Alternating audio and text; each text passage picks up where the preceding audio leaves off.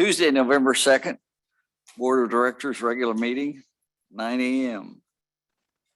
Right. Good morning, Mr. Chair. Let's do a roll call. Director Matthews. Here. Director Bradford. Here. Director Blazer. Here. Director Vasquez. Here. Director Fuhrer. Here. Director Hasty. Here. And Director Fletcher. Here.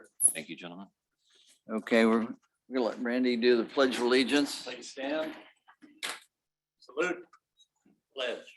I pledge allegiance to the flag of the United States of America and to the republic for which it stands, one nation, under God, indivisible, with liberty and justice for all. Okay.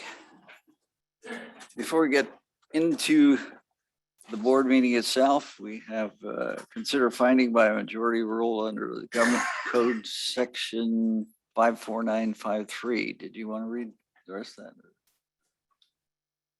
No, I don't think it's necessary. Okay. That if you have any questions, Mr. Shanahan can certainly assist. As a result of the COVID-19 emergency, meeting fully in person would present imminent risk to the health or safety of attendees, and the meeting is authorized to be held by teleconference pursuant to section 54953. Is there anything that you want to add to that?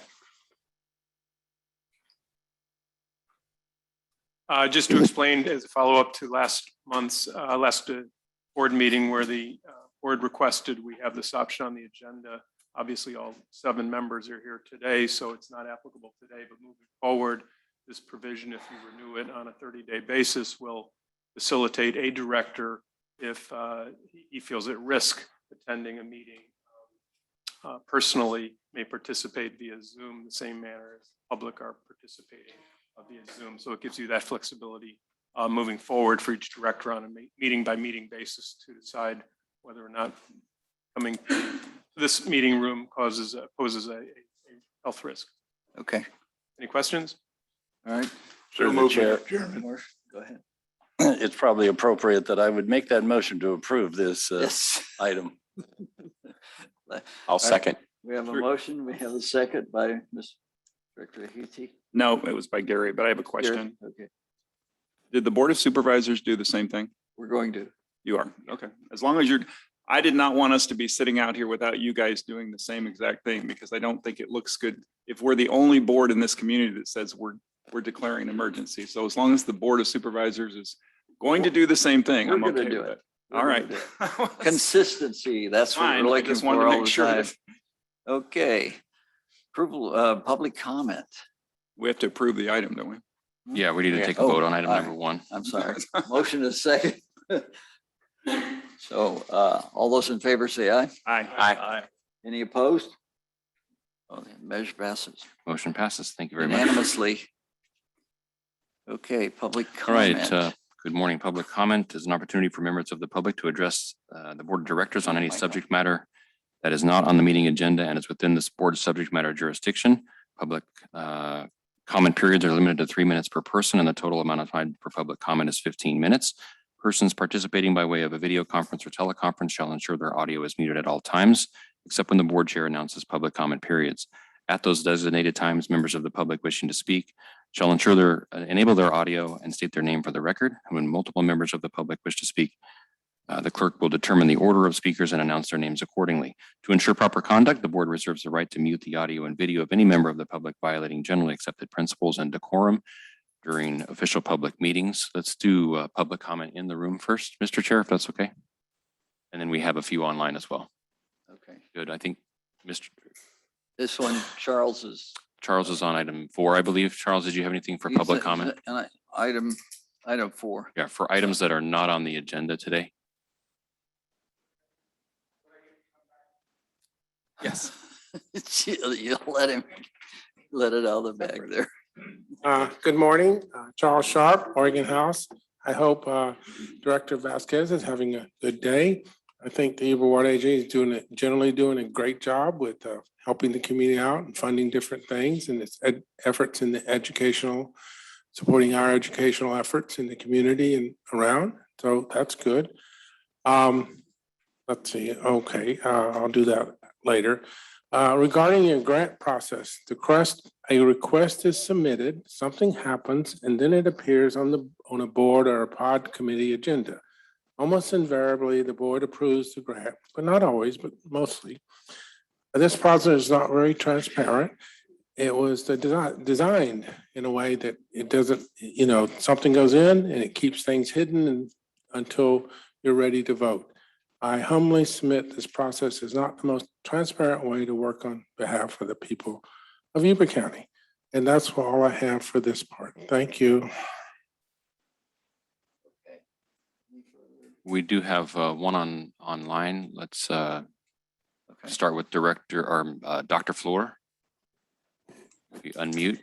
Yes, thank you. I just wanted to make sure I needed to ask a question. So I have a comment on a specific discussion item. So will there be an opportunity for public comment on the discussion item when we get to that? Yes, Okay, then I'll hold my comment till then. Thank you. very good. Okay. All right. No more cards? Or no more I am people not online? seeing any other public comment online. All right, any comments from the public here? Okay. All right. Approval of the consent items. So moved. We have a motion and a second. All those in favor say aye. Aye. Any opposed? The measure passes unanimously. Okay, discussion items. Item 4, I'm going to pull 2 of the grants from this motion, the North Yuba Water District and the Water Education. And we'll pass the rest as item 4 with those 2. We'll go to the Water District. Through the chair, could we just hear them all and then call them and then have them discuss? Let's discuss them all as the staff presents them, and then we can go back and have discussion on the ones that we worry about, if that's okay.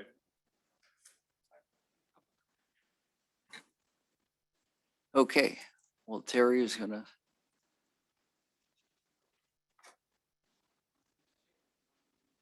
Go through the grants.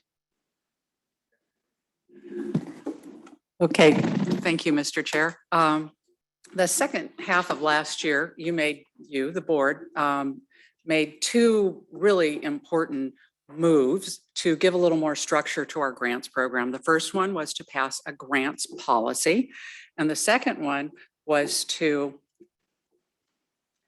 earmark, I guess if I can use that term, up to $10 million a year as appropriate and as possible for the board to consider grants to the community. So up to $10 million a year.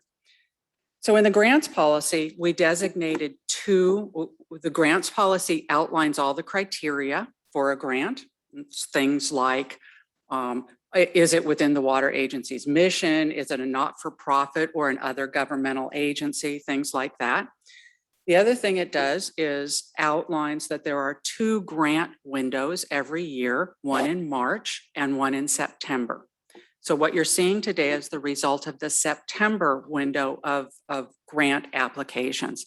I do want to remind you that, we like, as stated in our policy, to pay the local share of state and federal grants. And sometimes we don't exactly know when those grant opportunities are going to become available.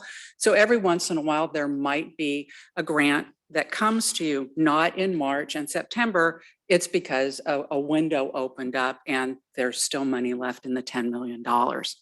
So today you are seeing, these are the grant applications we received during the September window.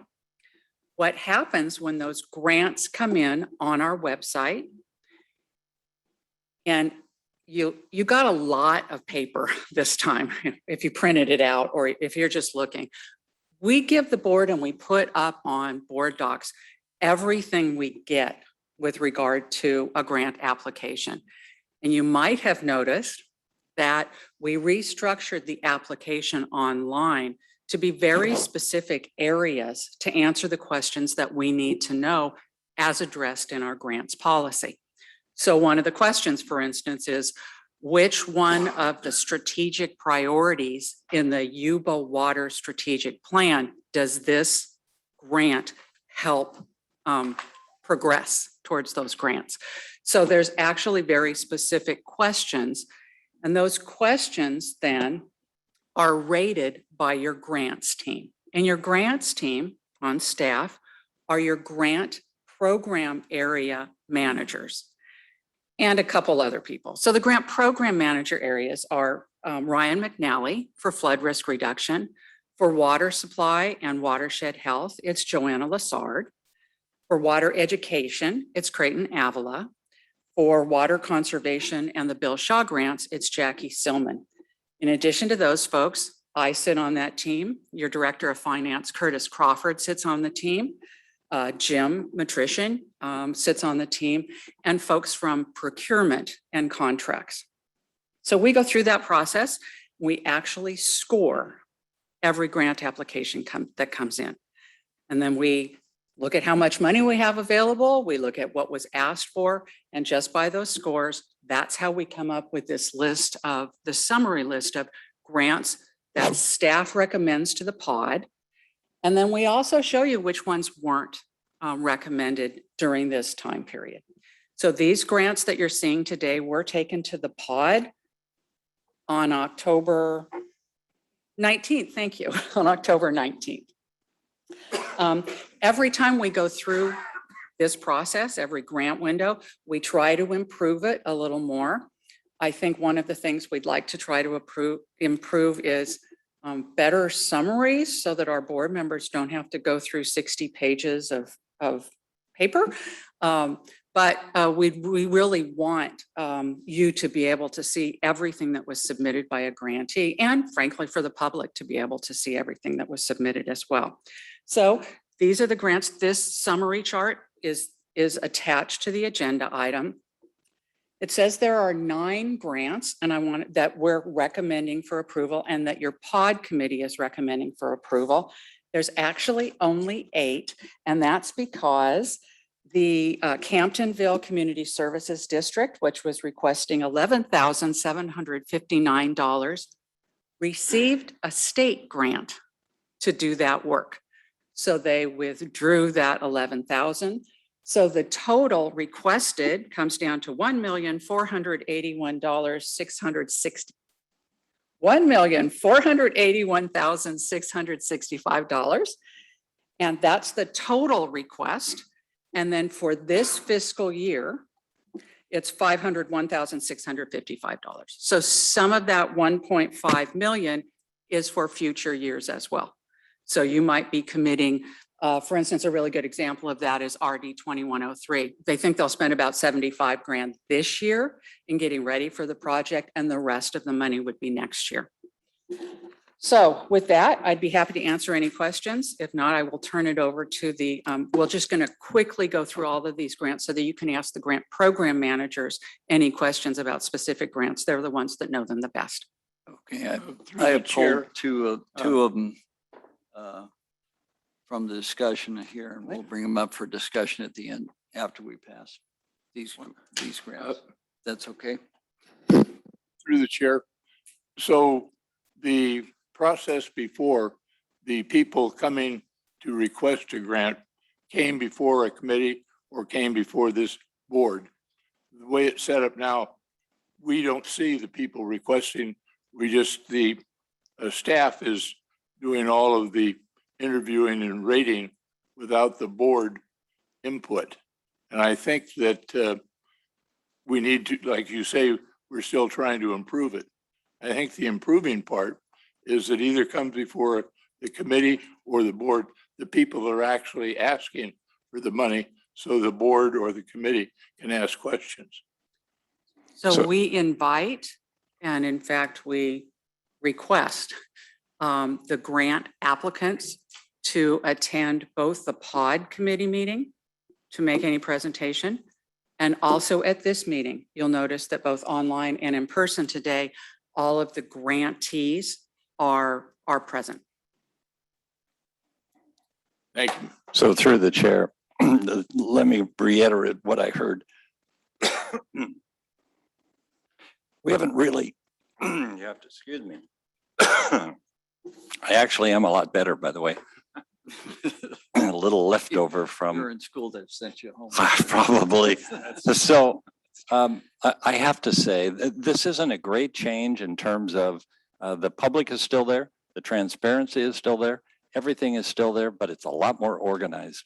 I really appreciate staff putting this together in such a way that it makes a lot more sense to put together a large budget in a formal process. Makes a lot of sense. Thank you for doing that. You've put a lot of work into it. That doesn't mean that we can't modify it and adjust it as we tweak it to make it even better. But it's really good the way it is compared to the way it was. So thank you for that. Yes. Mr. Chairman, can I make a comment? So I want to clarify, and I think Director Fletcher did as well, is yes, the process has changed, but what we've done is made it more efficient. What we haven't done is taking any steps out of the process. What it used to be is requests would come in throughout the year. There was no organization as to when requests would come in, and then we would take them to the pod and the board as individual items. What we've done now is we've brought them together in groupings in March and September. There's not a step in the process that's been removed from the way we've done it in the past. It's the same process, it's just more organized. Also asked, requested, as you said, they show up for the grant. Otherwise, that could influence our decision, right? Okay. All right. So if So- I could turn it over to, first I want to turn it over to our Director of Finance, Curtis Crawford, to just show you the $10 million chart and where we stand on it, and then we'll go to the program managers. Thanks, Terry. Good morning. So I quickly wanted to go through the activity so far against the $10 million investment target that's outlined in that community impact grant program policy that Terry mentioned before. And then from there, we'll toss it over to the program area managers. So I took the summary sheet that Terry showed and put it into our tool that has become sort of a staple in the pod agenda packets and ABP agenda packets. So this is supplemental to everything that you received in your packets. There's a lot of information there. This is maybe the one piece of paper in the world that was not in that packet. So I'll go through it here. I'll quickly go over how this is organized. As we mentioned, we have the program areas, so flood risk reduction. Community water projects was basically the Bill Shaw grant program. Water conservation, education, water supply and management, watershed resilience. And then grant totals there at the bottom. From left to right, carry forward. Those are commitments against prior year $10 million buckets. And the dollars were not spent in those years. So we're carrying it forward for a budgeting purpose. But it was a prior year $10 million bucket. Future $10 million investment targets are in the rest of the columns from left to right from FY fiscal year 2022 through fiscal year 2026, as we're starting to commit further out into the future. Down at the bottom, hopefully this isn't too small. On Bill Shaw, is that an extra zero by accident or? So it's $100,000 is the placeholder that we put expecting 10 Bill Shaw grants. The carry forward and 10,000 from prior year, that's one Bill Shaw grant that didn't disperse. And down below is the total. So our target as outlined in the community impact grant program policy, and that $10 million comes from our long range forecast, which demonstrates that that $10 million investment target is sustainable. So we have that target activity in FY 2022, our current year, total is 9.98 million with an uncommitted balance of just under 20,000. That'll be plus the 11,000 and change from the Camptonville Community Services District. That one is included in here, but as Terry mentioned, they withdrew the application. They were successful at obtaining some other grant funds. Same system from left to right. You can see that there's roughly 3.5 million committed in fiscal year 2023. And in fiscal year 2026, there's already 896,000 committed against that $10 million investment target. In yellow is all of the activity from the September window. As Terry mentioned, using RD 2103 as an example, 75,000 is anticipated for the current fiscal year. The balance is in the future fiscal year. So we would rather not have a carry forward. We want to budget this in the proper fiscal year against a proper $10 million bucket. So when a schedule is provided, we try to adhere to that. Same thing for the Yuba College line item is across multiple fiscal years. So given this kind of summary of how we're tracking against that $10 million investment target that we've set up, I'll switch back to just the grants that we're talking about in the September application window, and then turn it over to Creighton Avila to talk about water education.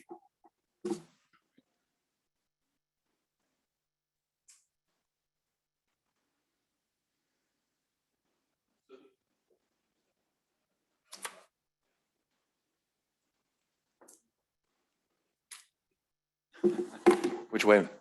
It seems like every time I come up here, I have an issue with the mic, the camera. Hope it's getting my good side. All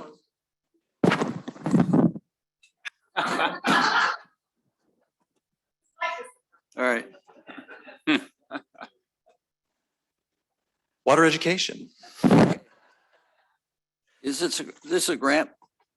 Water education? Yeah, so the grant here is for Yuba College when it comes to a watershed program locally.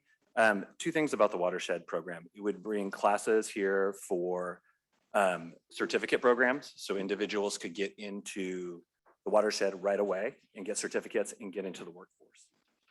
Then also we'd have a 2-year program where people could get educated here and move on to a 4-year program. The key thing about this is those individuals will be doing work in our watershed. So internships and things like that. So, and hopefully accessing federal dollars, so work study dollars. So those individuals through Yuba College will be doing that. So that'd be start of a new program that they would be developing here. Looking at supply and demand for different areas within the watershed, benchmarks and local needs here. Then in addition is keeping individuals who want to get their education here and work locally here as well. Any questions about the program? Yeah, I guess I have a few. Did I pull that? As far as other colleges in the area, it seems that I think it's Sierra has a watershed program currently, and they're not being subsidized by us. Why is it that Yuba College needed us to pay for the instructor for this program? So initially to get the program started, they needed help for doing that. To sustain and we asked those questions as well, sustaining the program into the future that it could get its funding moving forward when it comes to meeting its early outcomes, next stage outcomes, and both mid and late outcomes. But in addition to that, looking locally on what it's going to do here when we talk about supply and demand, local benchmarks and local needs. But to answer this even more, we have Michael Bagley here as the Dean of STEM and Social Sciences with Yuba College. So you can answer this more in depthly as well. Excuse me. I thought I pulled this for discussion. Did I pull We're this for discussing discussion? it. I pulled 2 of them. One is the North Yuba Water District, and the other one was the Water Education Grant. So this would be the discussion for each of those as we go through. Okay, well, I pulled those 2 just so that we could discuss them separately. Okay, and We can vote on them separately, but why don't we discuss it and then we can vote, we can make the motion separating those 2. okay. All right. We're halfway through it. That's not. Good morning, board members. Thank you for allowing me to be here today to speak and answer questions. My name is Michael Bagley. I'm the Dean of STEM and Social Sciences at Yuba College. And I had the privilege of working with a lot of members of the Yuba Water Agency like Joanna Lassard, Creighton Avila, Dee Dee Cordell, and many others. And I will share to the board that the process for the grants was pretty, pretty impressive and very organized and rigorous. That it was something that took a lot of time on the Yuba College part to really come together to create this application that you are seeing today. I also want to thank our executive leadership at Yuba College. Our president, Tawny Dotson's back here, and the executive vice president, Carla Tweed, or give me strength. Always a little exciting when you're on camera talking to a board. But I'd like to maybe start off by addressing board member Fuhr. It's a really great question about other colleges and being financially responsible. I can tell you that anytime you start a career technical education program, it's a pretty large investment. And I can tell you that Sierra College right now has a program that they're using essentially categorical money prior to saying it's going to stay. So it's very common for colleges to get seed money to invest in a program to see how it goes and how it works. After this trial period, or say the pilot project, it is our hope that we will, fully make it our general fund and make it a tenure track position. But I just want to share with you that there's a whole bunch of other money that we're going to put into the program beyond. So we have skin in the game besides Yuba Water Agency. That I just want to share with you, it's pretty common to have seed funding to start a program. Any other questions for me?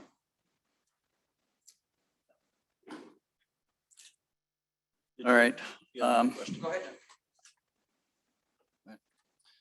Don? Well, I'm just trying to get up to speed as to why Yuba Water Agency is getting into this phase of the education. And I'm trying to better understand why Yuba College feels they need our support. Kind of a vague question. I read through some of the grant application questions, and a lot of the Yuba College answers were very vague also. There was nothing really too specific about any of them. And I'm also wondering where this program is going and what our commitment is. I think that's written down somewhere, and how much control the agency has over this curriculum. I don't know, that's a lot of vague questions, but try it. Well, Trustee Blazer, I appreciate those questions. With regard to being vague, it wasn't intentional. It's just a very large concept of watershed education, watershed management, workforce. Even behind the scenes, myself and others from Yuba College have worked with local agencies in the region to talk about workforce needs, projections for future jobs. It's evolving. The person we're hiring is meant to solidify the details. I can give you things that are common to career technical education programs. We're going to create curriculum based on industry demand. We're going to create curriculum based on industry demand and transfer college requirements for the 2 levels and tracks that this program will serve. Excuse me if I may. Yeah. The reason I pulled this and the reason I pulled the water district is because of the length of discussion that we're going to have. And I was going to try and let the other people go first. So if we could bring that back after we do item 6, I would love to do that. All right. Thank you. All right, I pulled those 2 items because we were going to have a lot of discussion on those 2 items. Is that Okay, so you would like to hear the North Yuba Water District and the Yuba College grant request after item 6? After items? Got it. And we're just going to go Actually, yes. quickly through the rest of them, the rest of the grants. So that we can let the other people don't have to. Got it. So let's. I'll move the rest of the grants other than those 2. If we need speed, I'll just move those, barring those 2 on the grant list. Okay, we have a motion for all the other grants. Are there any questions? I think Yes. that there was going to be a presentation on each and every single one of them. There was, but I mean, if we're gonna skip it, if we need speed, I just thought I'd make the motion. If there's not a second, it's fine. I'll second that. I would like to get out of the meeting too, but I'd also like to be able to hear these sometime today. So if the rest of them are fine, then. Well, the reason for pulling it was to place it where we can release some of these people out of there.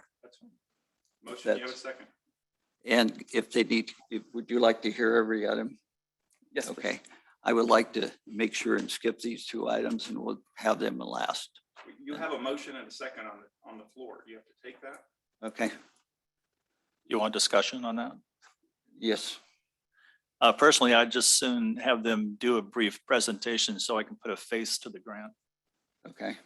That's what I like. I would agree with that too. Okay, so on the motion, we need a vote. All those in favor? Aye. Oh, those opposed? No. No. Okay, motion is, Great, thank you. So we will go back to the top of the list and the Bill Shaw grants, and that's Jackie Summer. thank you. Don't hurry. Okay. I know. Thank you very much. I am honored to be able to talk to you about the Bill Shaw.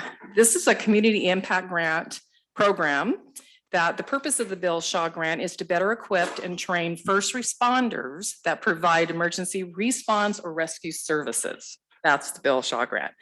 So first up, we actually have 2 that came through on this grant cycle. So and they're each for $10,000. The first one is the Dobbins Oregon House Fire Department. And they applied for basically some mutual aid as they go into the, communities. The equipment requested for the wildland fire truck, high pressure water pumps, some low flow strainers. I don't know what any of this means, but gated wires, barrel strainers, and on and on and on. So on the Yuba River, the Bullard Bar, Marysville Road, and the communities of Dobbins and Oregon House is where they do all of their services. We do have the fire chief on Zoom if there are any questions. And Any questions from the board? On the Smartsville, it looked like there was going to be a match. Is that correct? so on the Smartsville one, what we have here is, let me read this. Oh, the Bill Shaw grant to leverage approximately 20,000. So correct. They have applied for that CAL FIRE grant.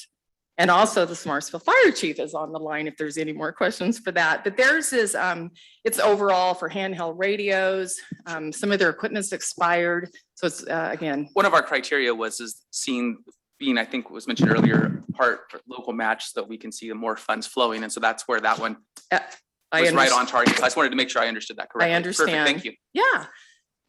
Any questions to either Any fire further chief? questions from the board? Jackie, historically, the Bill Shaw has been around for how long? I'm going to have to defer to Terry. It's before my time. Oh, really? Can you believe 4 that? years? For 4 years. Yeah. Yeah. From an employee that, of course, was hurt on the job, who wanted to make sure to pass this forward for that first that fire protections and safety. Okay, thanks. Great program. Great. Okay, Mr. Chairman, I'd so move to accept the replacement and the equipment grants. all right. Okay. We have any comments from the public on this particular item? Charles, sure. Charles, I'll second since we have a motion on the floor. Thank you, Charles Sharp. I strongly encourage you to make this grant. This fire department is my fire department. And with this equipment, it might put out the fire that might burn down my house. Please pass it. Thank you very much. okay. All right, we got a first and a second. All those in favor? Aye. Aye. Any opposed? Measure passes. All right. Okay. So to be specific, that was just for the Bill Shaw grants. This, right, for Smartville. So the next category is flood risk reduction, and that program area manager is Ryan McNally, who is joining us by Zoom. Ryan? Yeah, thanks, Terry. Hopefully everyone can hear me okay. So good morning, Mr. Chairman, members of the board. Ryan McNally, Program Manager for Flood Risk Reduction, and my apologies for not being there in person this morning. Today is one of those days where I'm attempting to be in 10 places at once.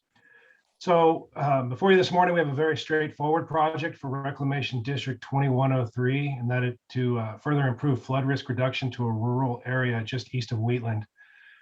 And generally speaking, the reclamation districts, and especially the rural districts, operate on a shoestring budget primarily targeted toward O&M and typically don't have much in the way of capital improvement budgets.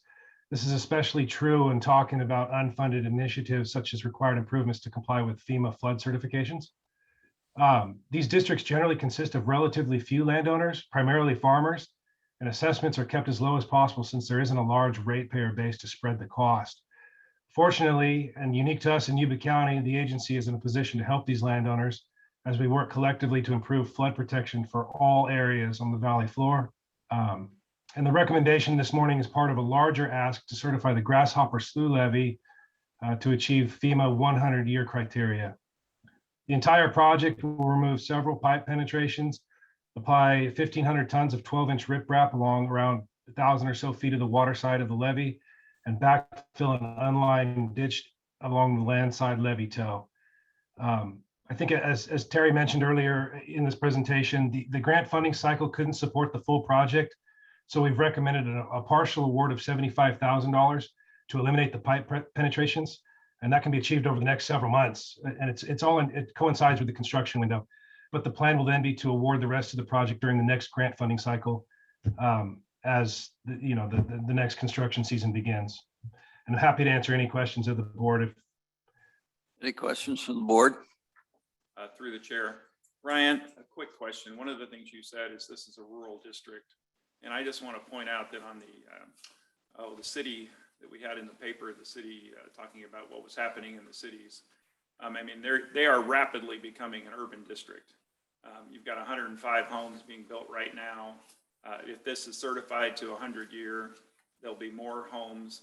My question is 2103 prepared to raise the rates on the urban areas so that they can maintain and capitalize their own? I mean, and again, I go back to I'm in 784, I pay a fortune. It's worth it to have the protection I've got. But I just want to make sure that at some point we need to quit saying 2103 is an ag district when it's rapidly becoming the city of Wheatland and it's one of the fastest growing areas in the county. So I just wanted to bring that up and hope that you'll take that message back to 2103, that if they're becoming an urban area, we need to start talking like they're an urban area. No, that's a great point, Director Hasty, and I will certainly take that back to Mr. Engler, who's their district engineer, and actually couldn't be here this morning. He had a planned vacation out of state.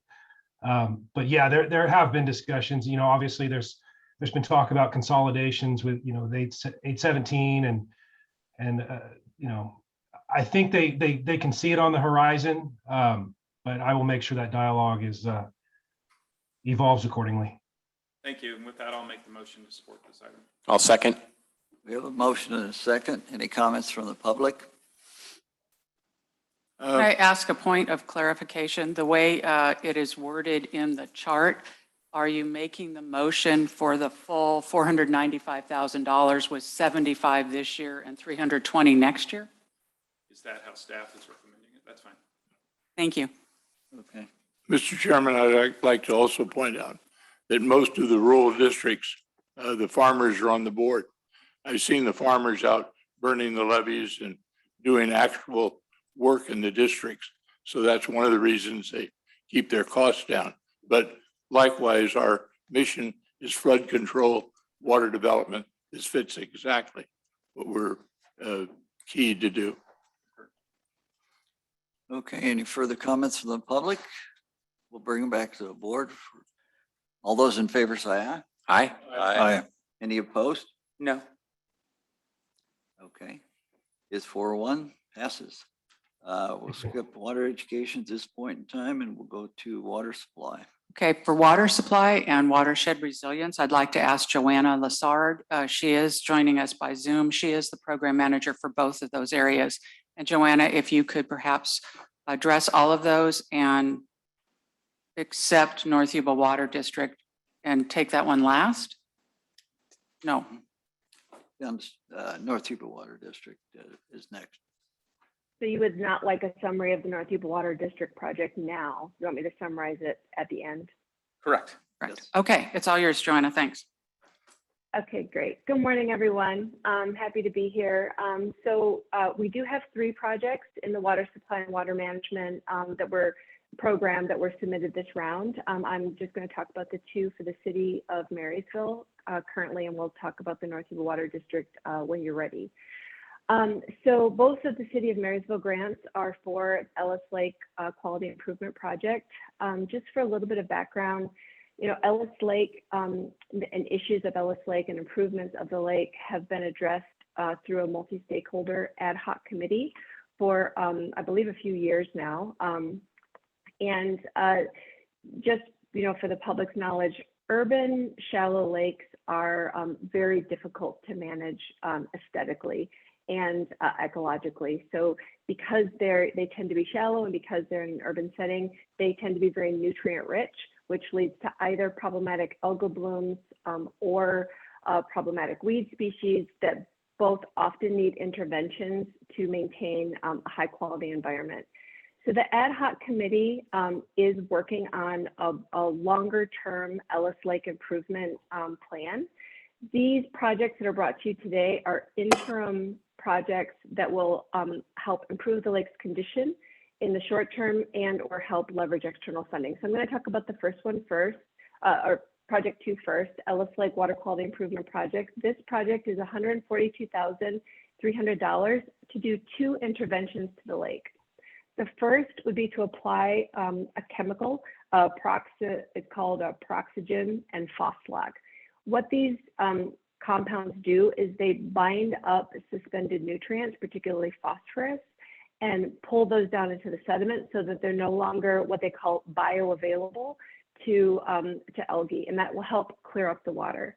The second intervention will be to capture and reduce the carp population. Carp are a bottom feeding fish species. They wiggle around in the sediments and actually suspend sediments, so they actually add to water clarity and aesthetic problems in lakes. So by reducing the carp population as well as reducing the bioavailable phosphorus, that should clear up the water for several years in a row. So that's an interim project, an intervention that hopefully will improve conditions while the ad hoc committee, which is led by HDR, comes up with a longer term solution for the lake.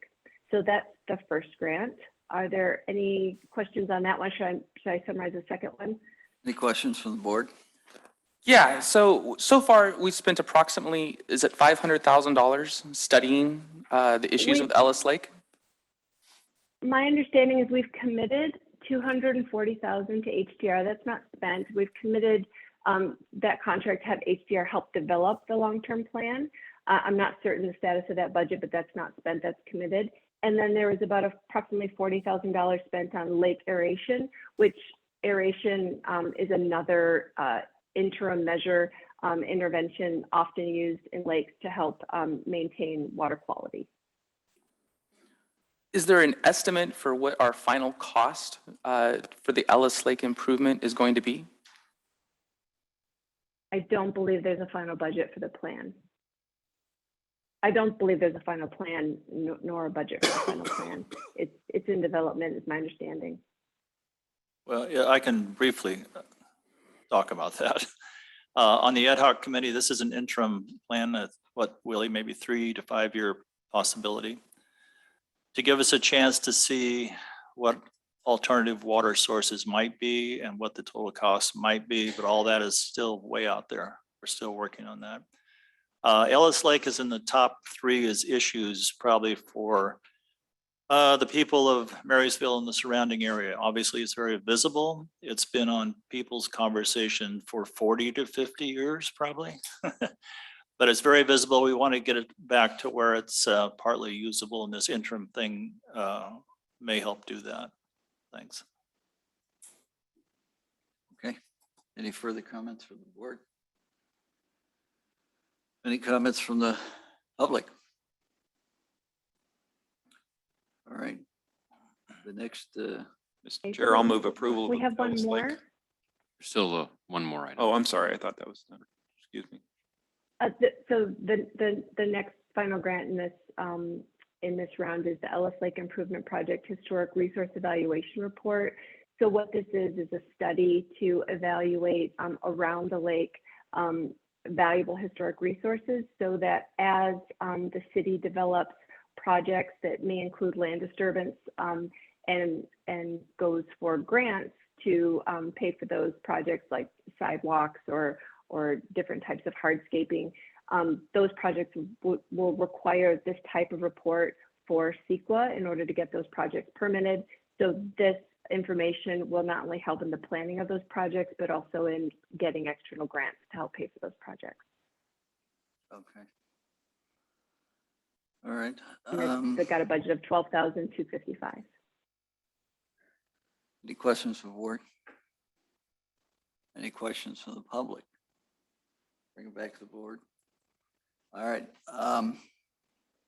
Who's going to handle watershed resilience? We'll do this one. So I think we need to move on those particular things. So I'll move for the HRER grant of $12,255. Second. We have a motion and a second. All those in favor? Yes. Aye. Any opposed? I'll make the motion on the 142,300 for the Ellis Lake Water Quality Improvement Project. I would second that. Okay. We have a motion and a second. All those in favor say aye. Aye. Any opposed? No. Okay. All right. Campbell is not in there any longer, and watershed The bill resilience. is already funded. Okay, so moving on to the watershed resilience program, we had one application within this program area, and that's the Yuba County RCD for $8,100 to support the RCD staff conducting a needs assessment. So the purpose of this project is to really help the newly formed Yuba RCD find gaps in services. So, RCDs are very important in linking communities, particularly agricultural communities, to state and federal funding. The RCD has been working with the Yuba Fire Safe Council quite a lot to look at how they can support foothills resilience. And there's quite a lot of overlap in purpose, and they're wanting to do a needs assessment to try to find gaps that they can fill rather than risk duplicating effort. So that's what this grant would fund. Okay. Any questions from the board? How much of this grant is going towards paying for them to do a retreat? Is it like $2,000 per board member? I don't believe this grant's related to the retreat. In the breakdown of the $8,000, how it was spent?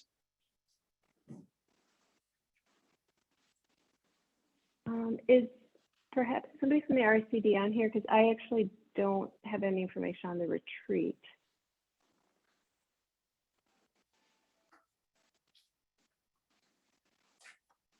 Maybe I misread it. Does somebody have Like that? anyone from the RCD attend?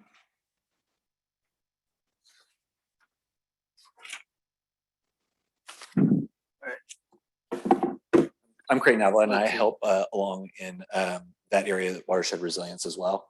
Promise this time I won't recommend AV equipment.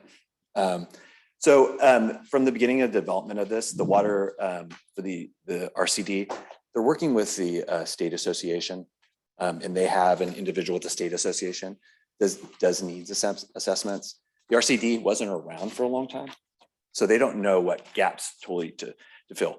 We worked with them to look at some of those gaps. So generally they do know large scale, when it comes to large scale forest treatment, they know some things like that, but there's other programs that they don't know who's filled the gaps since they've been gone and where are the gaps currently. So when I was working with them, they had gotten a total from a consultant to do the needs assessment here and come here and help them with that needs assessment and go out into the community. So this is part of the charge for that consultant. Only part. They're getting another part of that through a grant. I hadn't heard anything about a retreat. So, and if there isn't, I can double back with them on that. It's probably when she comes here. I see the budget here. Thanks, Creighton, for that. I do see what you're talking about with regard to the retreat. I believe what this is a very focused meeting that would be conducted via a retreat to come up with their strategic direction. And so that's what that budget item is for. So It's for them to, for the consultant to work with the board based on the needs assessments conducted during the previous phases and come up with a strategic plan during a focused retreat-based workshop to come up with that plan. So that is what I think that's the retreat you're talking about for $6,800 is as the final task in this budget. Thank you. Okay. Any further comments from the board? I'll make the motion, we approve. I'll second. We have a motion and a second. Any comments from the public? All those in favor say aye. Aye. Aye. Any opposed? No. Okay, measure passes. All right.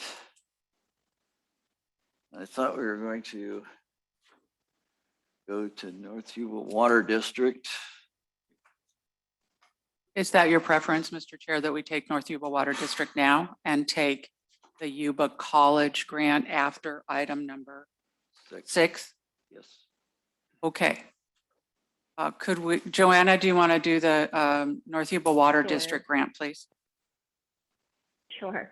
So yes, so this application from the North Yuba Water District is a quantification of water conservation and water market feasibility study for $104,000. So this study will evaluate water conservation measures that have already been implemented and or could be implemented, and quantification of water savings and potential water quality benefits of those measures.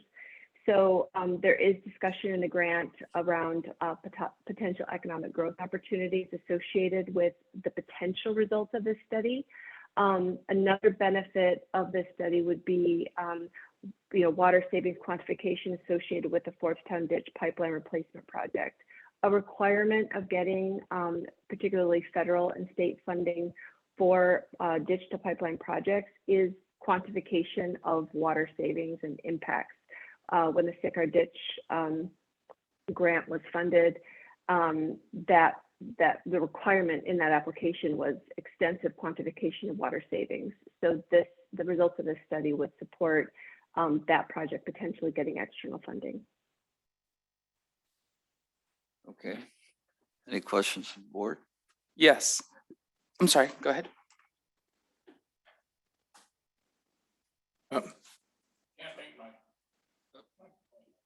Up there. I have some basic problems. The first problem is that we're involved in water development and flood control. I attended a pod meeting many months ago when the pipeline project was being discussed. It was my understanding the pipeline will have less, they will save 35% of the water that they're losing. But at the same time, they're putting in a pipeline that is way less than what the needs of South Feather and the irrigation needs of the community. And the reason I'm focused on irrigation is that when we have fires in the mountains like we had the Loma Rica fire, the only areas that didn't burn is where they had irrigation.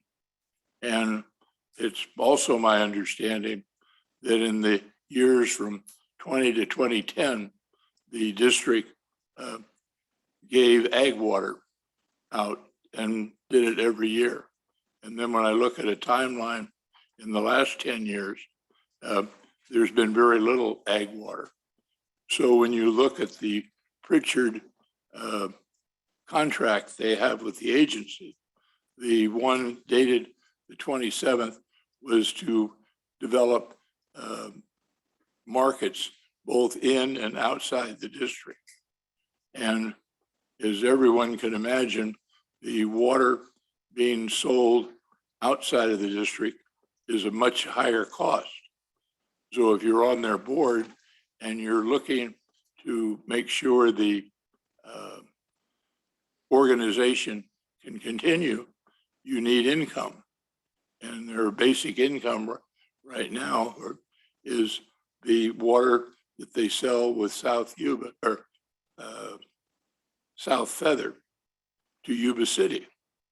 That also might not count for their beneficial use of their water rights. And if they lose water rights, the community, which is all of the hills, would have less water. They also have the problem of the joint ditch, which again, going back to this pipeline, they call it the upper Fordstown ditch, is has an obligation with South Feather to deliver water.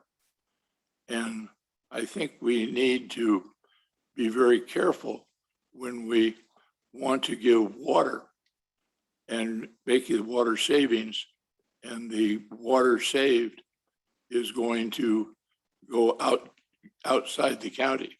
Now, when you looked at the Pritchard contract, the 27th, May 27th, they have a May 29th that was in our packet, and they added Yuba County Water Agency as a possible sale or in the context of in and out of the district.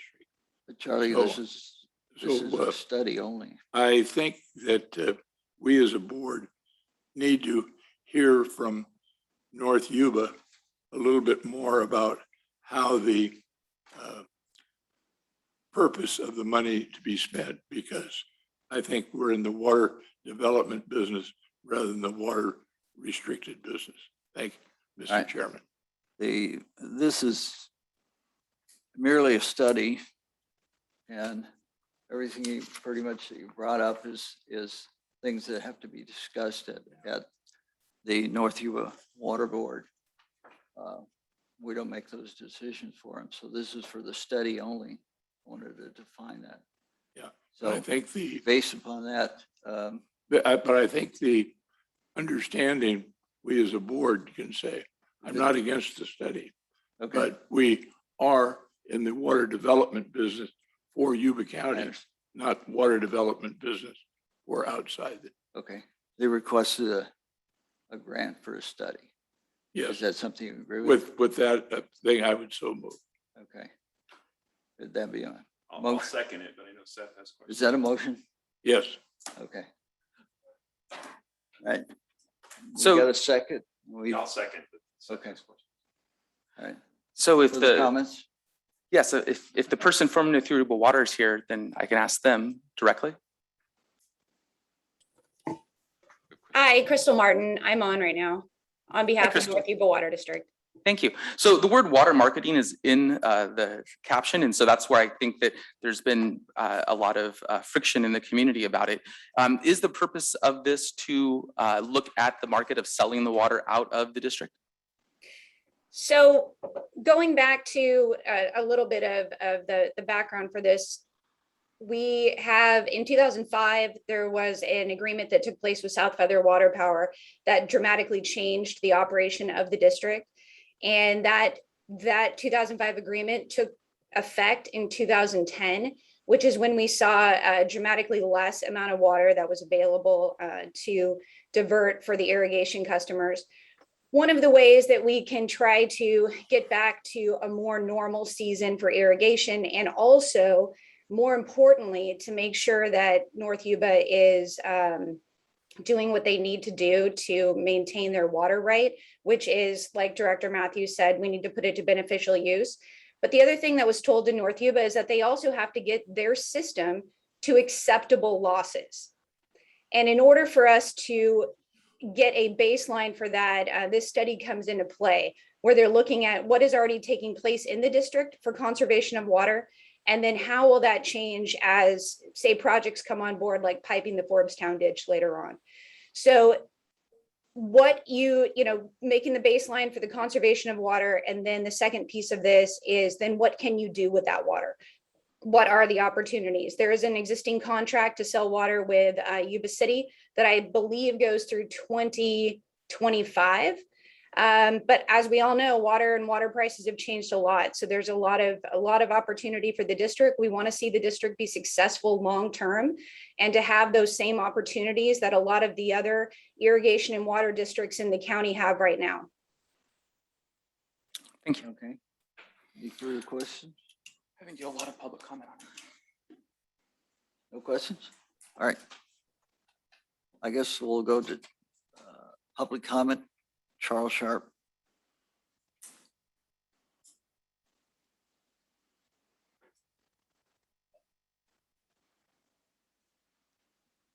Hello, Charles Sharp. I have something for you to put in the record. Report that was done in 1953. That's just a little part of it, but it lays out how they envision irrigation water for the entire foothill area. And that's why they got allocated this 23,700 acre feet for the irrigation water. The piping project they want to put in will only carry 3,700 acre feet. And it's a restriction. It will restrict the water available to the whole area, not make it more. So the idea that this pipe is going to bring water, it will bring a little bit more water marginally, but it won't. It will restrict the water coming to the district to that 3,700 acre feet. That's why it's not a desirable project to do. And I've said this before, I think this before you. The other thing, did this go through the IRWMP process? Because I'm not sure I saw it on their agenda anywhere. I'm not quite sure how it got on. You know, I think all projects like this are supposed to go through there first. And I monitored their, their publications and everything, and I didn't see it. So I haven't quite had a chance to figure out what happened there. But it's a question I have. I think that's a question for the water board itself. Well, it's for the IWRMP or how it went through, but that's another question. So this water district is embroiled in at least 5 lawsuits. Its general manager has a questionable employment history, misrepresents the facts, and intentionally withholds water. Selling this water contradicts and is counter to the agency's mission of preserving and protecting resources for communities in Yuba County. So why would the Yuba Water Agency want to support this? Director Hasty, the antics going on with this water district deserve a few chapters in the Dreamland sequel, in which you are part of the story.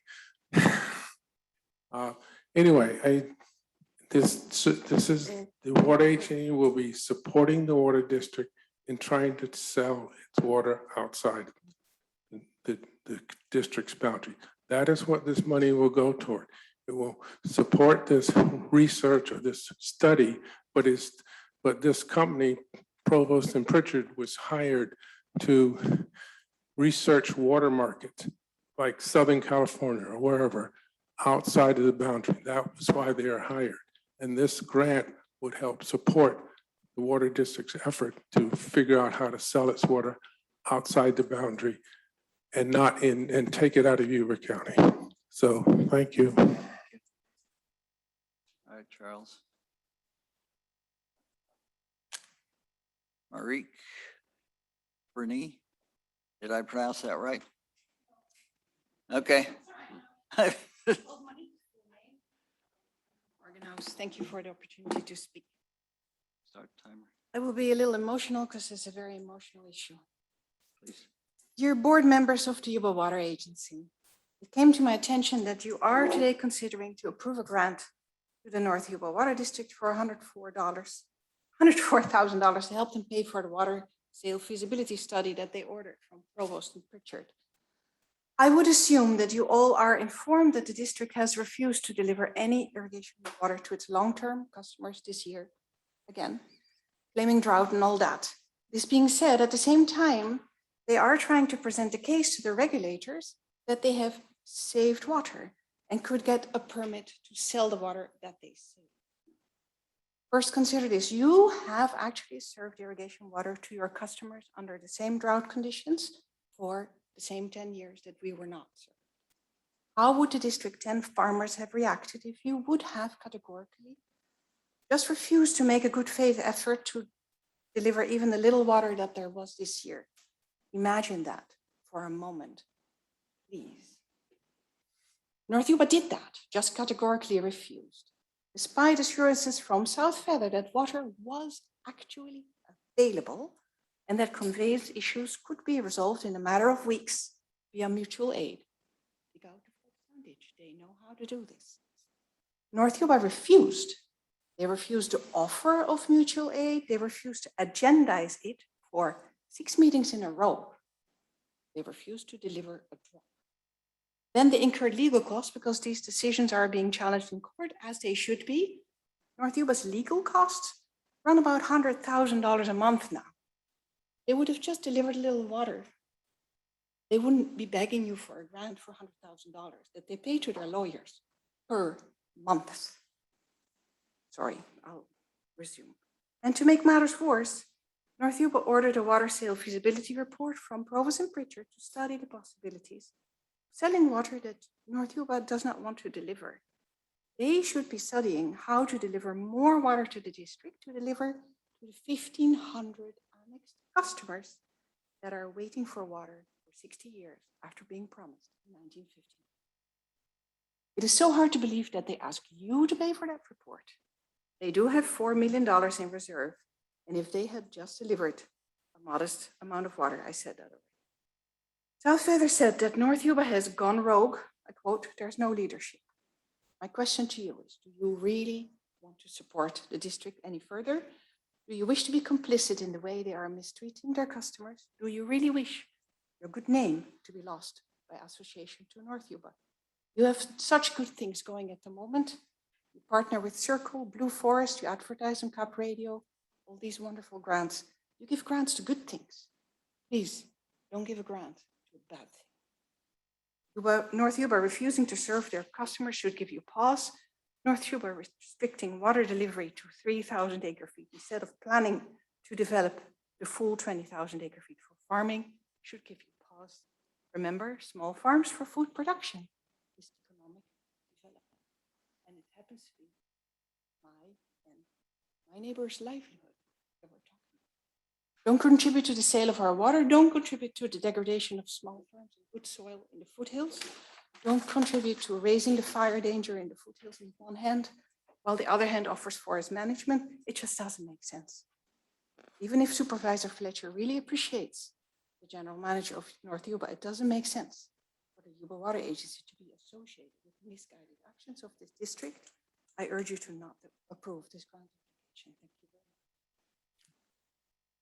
much. Thank you very much. All right. At the moment, we have one Questions member from of the the board? public online, sir, from member of the public. Okay. Ms. Flor, go ahead. Thank you. Ms. Martin didn't actually answer the question that the board member posed. She kind of threw a word salad at it and tossed a lot of stuff in there and basically didn't answer the question. And bottom line is, you can put lipstick on a pig and it's still a pig.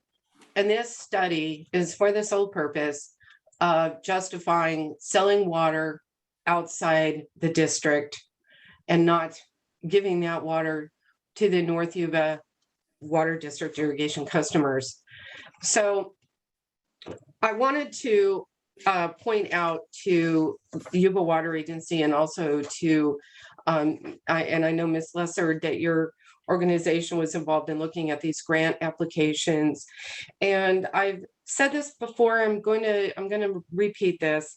So once again, on this particular grant application, North Yuba has played fast and loose in putting incorrect data on their application. Once again, North Yuba has thrown a number to see if it sticks. This time, the general manager is claiming 50% losses in the ditch. Depending on the grant application or the report where Maupin has provided a consultant with information, in the last 3 years, he's claimed anywhere from 30, 35, 45, 50, 60, up to 75% losses. Not all of these can be true. And where is the math to support any of these claims?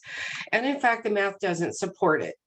To provide South Feather their 3,720 acre-feet of water, if you have a 50% loss, as Maupin claims, North Yuba would have to run 5,580 acre-feet of water through the ditch.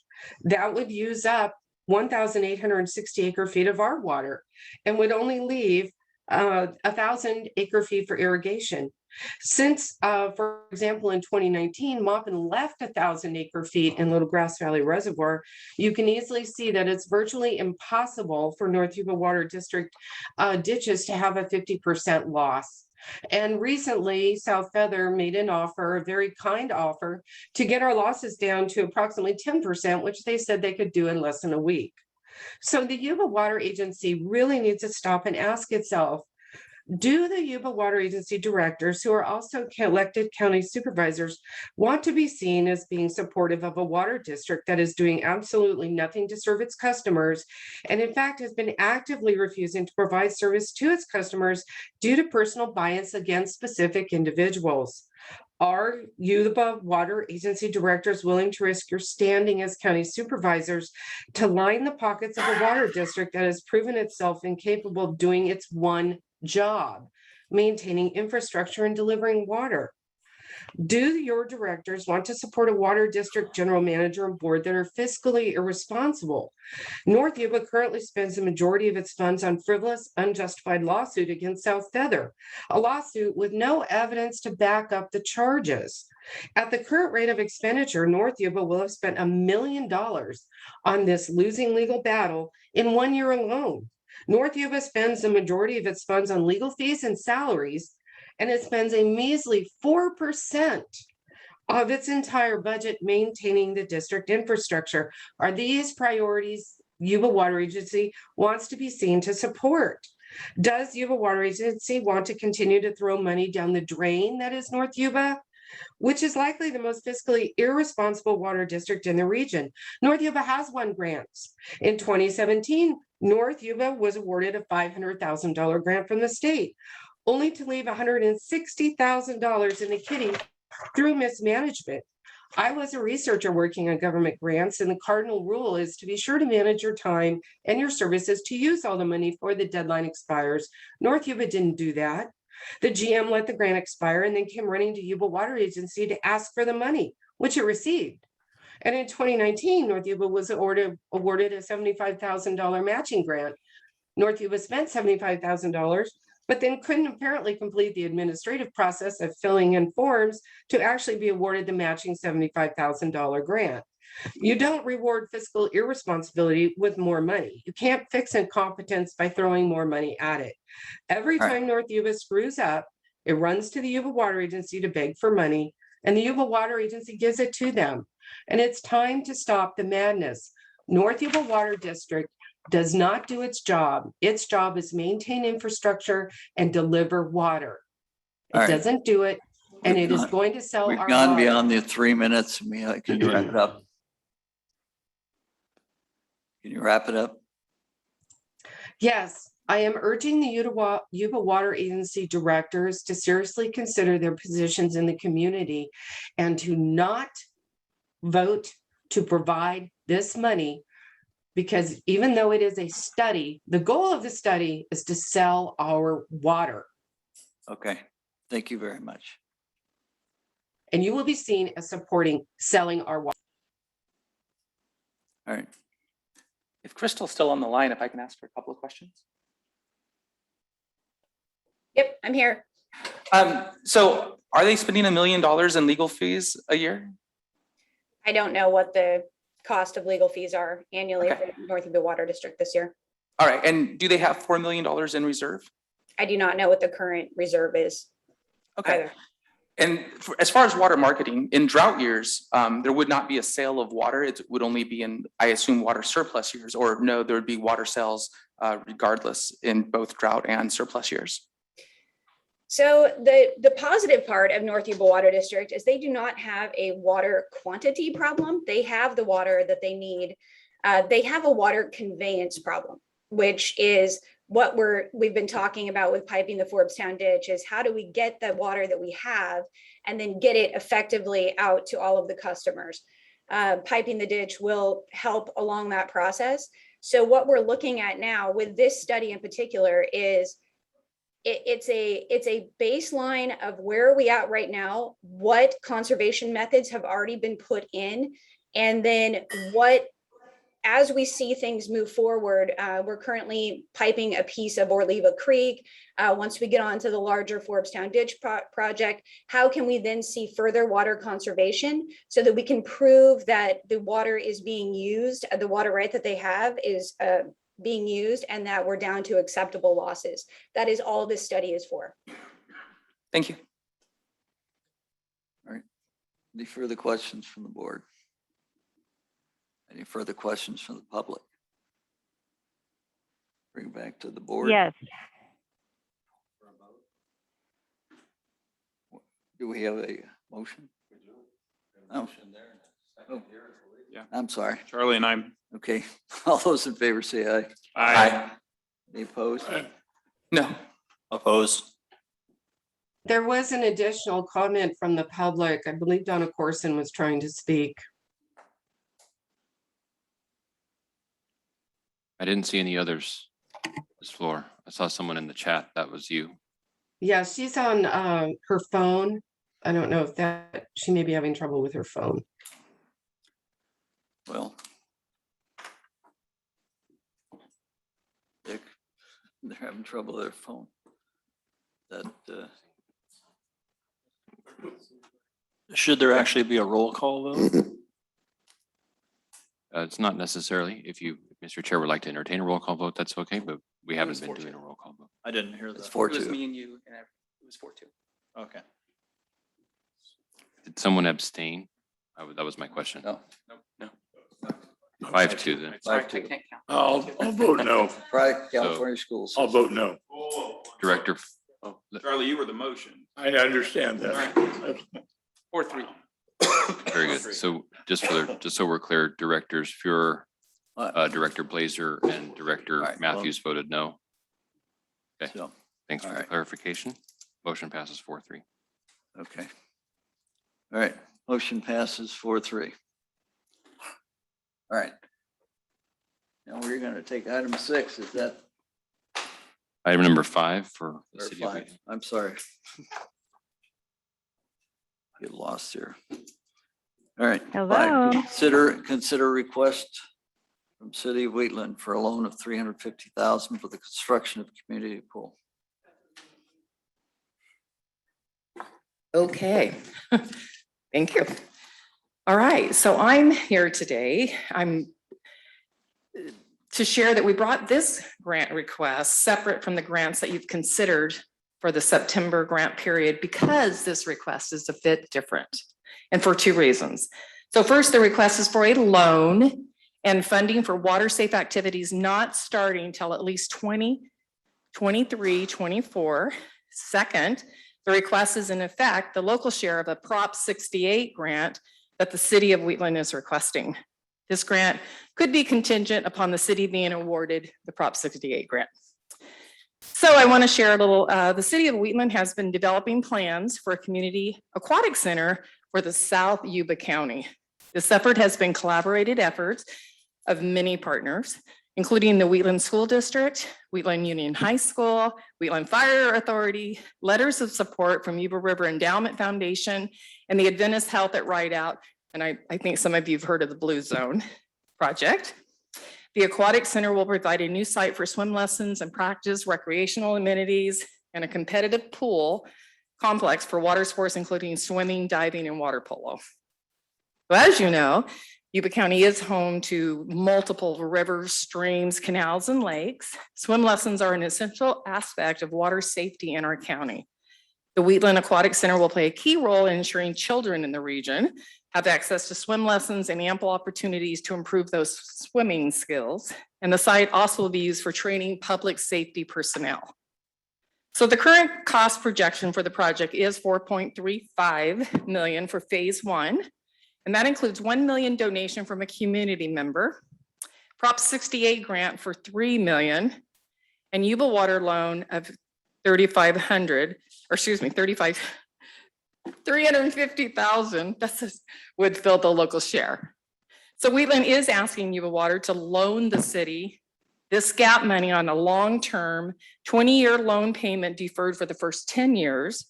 The principal and interest set at the Yuba County Treasurer's investment rate at year 10 will then be paid over the, there's that word, 10 years. So in addition, Wheatland is asking Yuba Water Agency for the commitment of $65,000 per year for 10 years, with 2 possible 10-year extensions of the agreement. This funding will cover the cost of water safety education programs for Yuba County students, adults, and will fund water safety and rescue training for the responding agencies. And with us today is the city manager from Wheatland, Mr. Jim Goodwin, and he's here to answer any questions. Before you leave, do we supplement or subsidize water safety for the Olivehurst pool for $65,000 a year?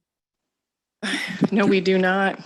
Through the chair, Yuba Water Agency does not, but Yuba County does. Thank you.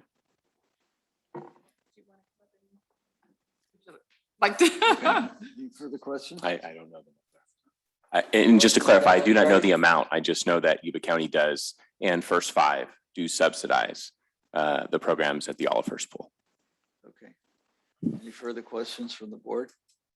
There will be. Yes. All right, well, thank you, Mr. Chairman, board members.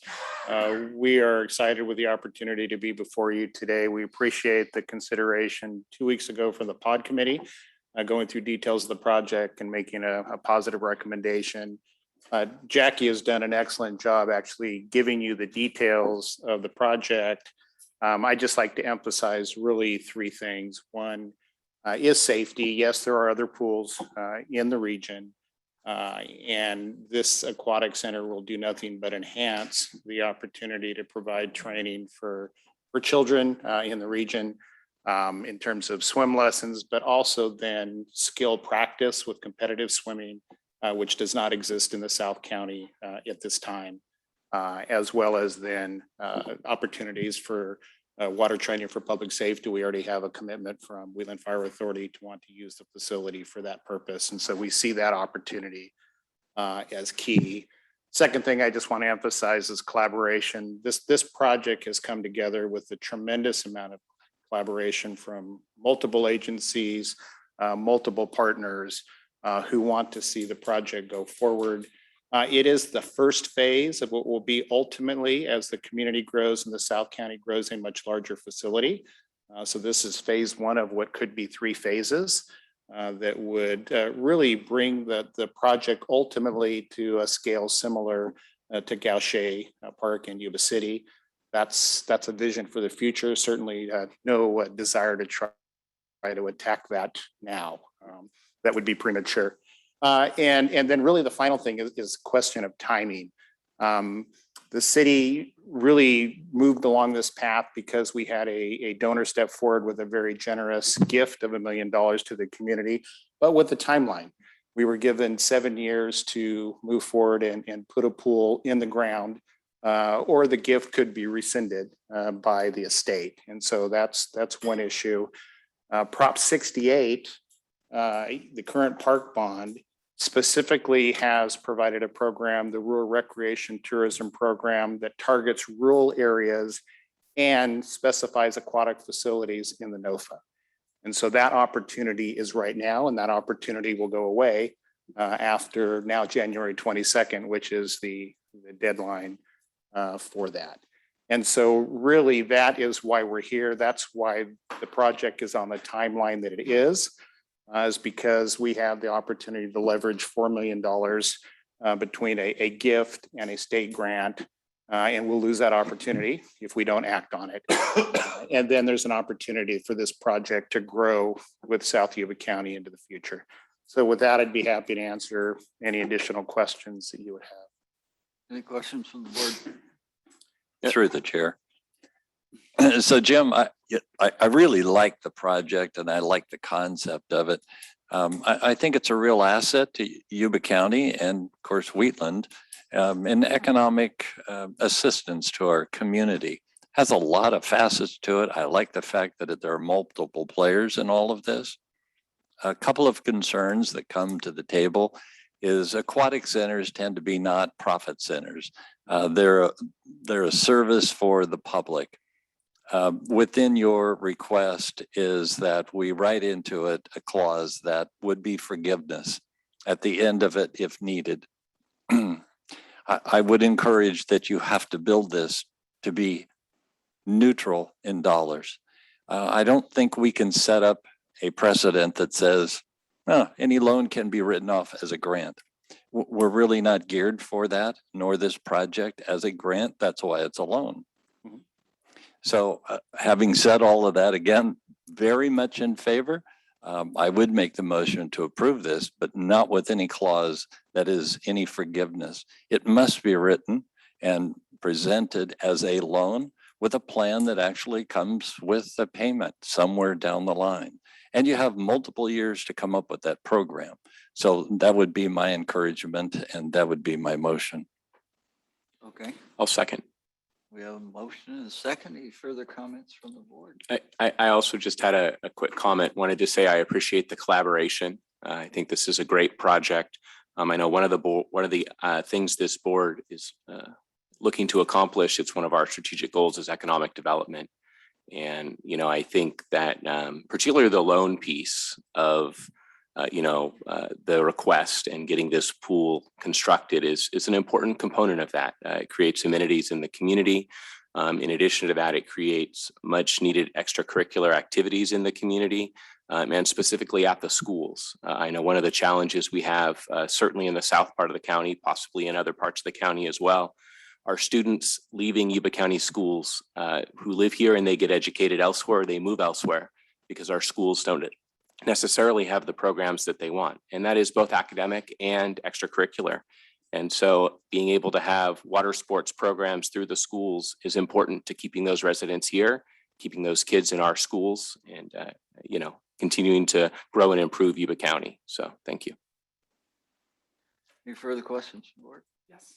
Yes. So I like the program. I would just know that all of First Pool has been closed for the last few years because they did not have funds to operate. And so I would look forward to us offering them $65,000 a year for their water safety courses as well.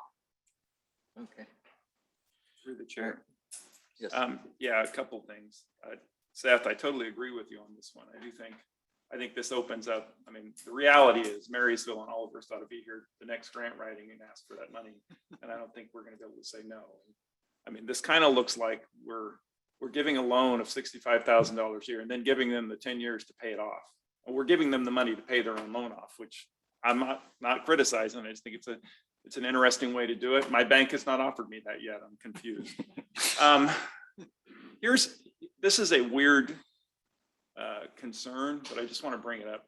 I'm going to vote for it. I think it's fine. It's got, I've told you before, I have a house in Pinedale. They have an aquatic center that I love to go to. So I think this is a great program. Here's, I think, a challenge that we have to think about in government. We were given $1 million with 7 years to spend it. And we're going to spend $4.5 million of government money because somebody gave us money. And I think that's something we have to be concerned about. Because if we start getting people to leave us money, are we going to be forced to spend millions more because we're afraid to lose that sunk cost? And I think that's a concern I have. I really do think guided scholarships sometimes are so guided that they don't get used and without spending a bunch of other money to go with it. And so I appreciate the gift from the Wheatland residents. It is unbelievable to do that.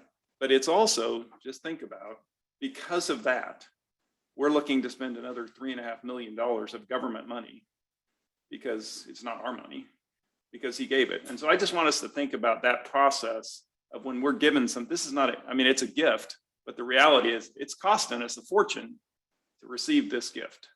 And so I just think that's something we need to think about as this happens, because this could happen more.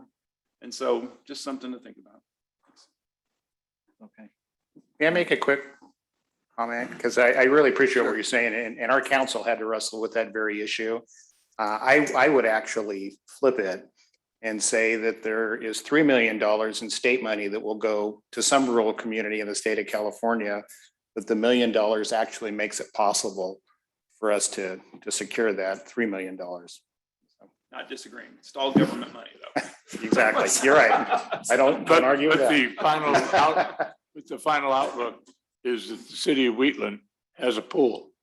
And that is the purpose of leveraging money. Totally agree. I'm not disagreeing with the process. I'm not disagreeing with voting for it. I'm just saying, I just wanted to share that thought Okay. process. We have a motion and a second, I think. And all those in favor, say aye. Aye. Aye. Any opposed? It's quiet. Thank you very much. As long as we're giving $65,000 a year to All right. Item 6 is receive and file a presentation on the master plan for the Water Education Center on the Yuba River. Okay. Through the chair, can we do Yuba College so we can wrap up the grant items so that they can go on their way, or no? Yeah. Oh, hold on. So I No, thought the I intent was wanted to, to- that's why we, yeah. that's why we delayed it, is to Yeah. have this presentation. And then Okay. I'm happy to do it either way. I just wanted to clarify that was the right. request. Okay, well, that's fine. Go ahead.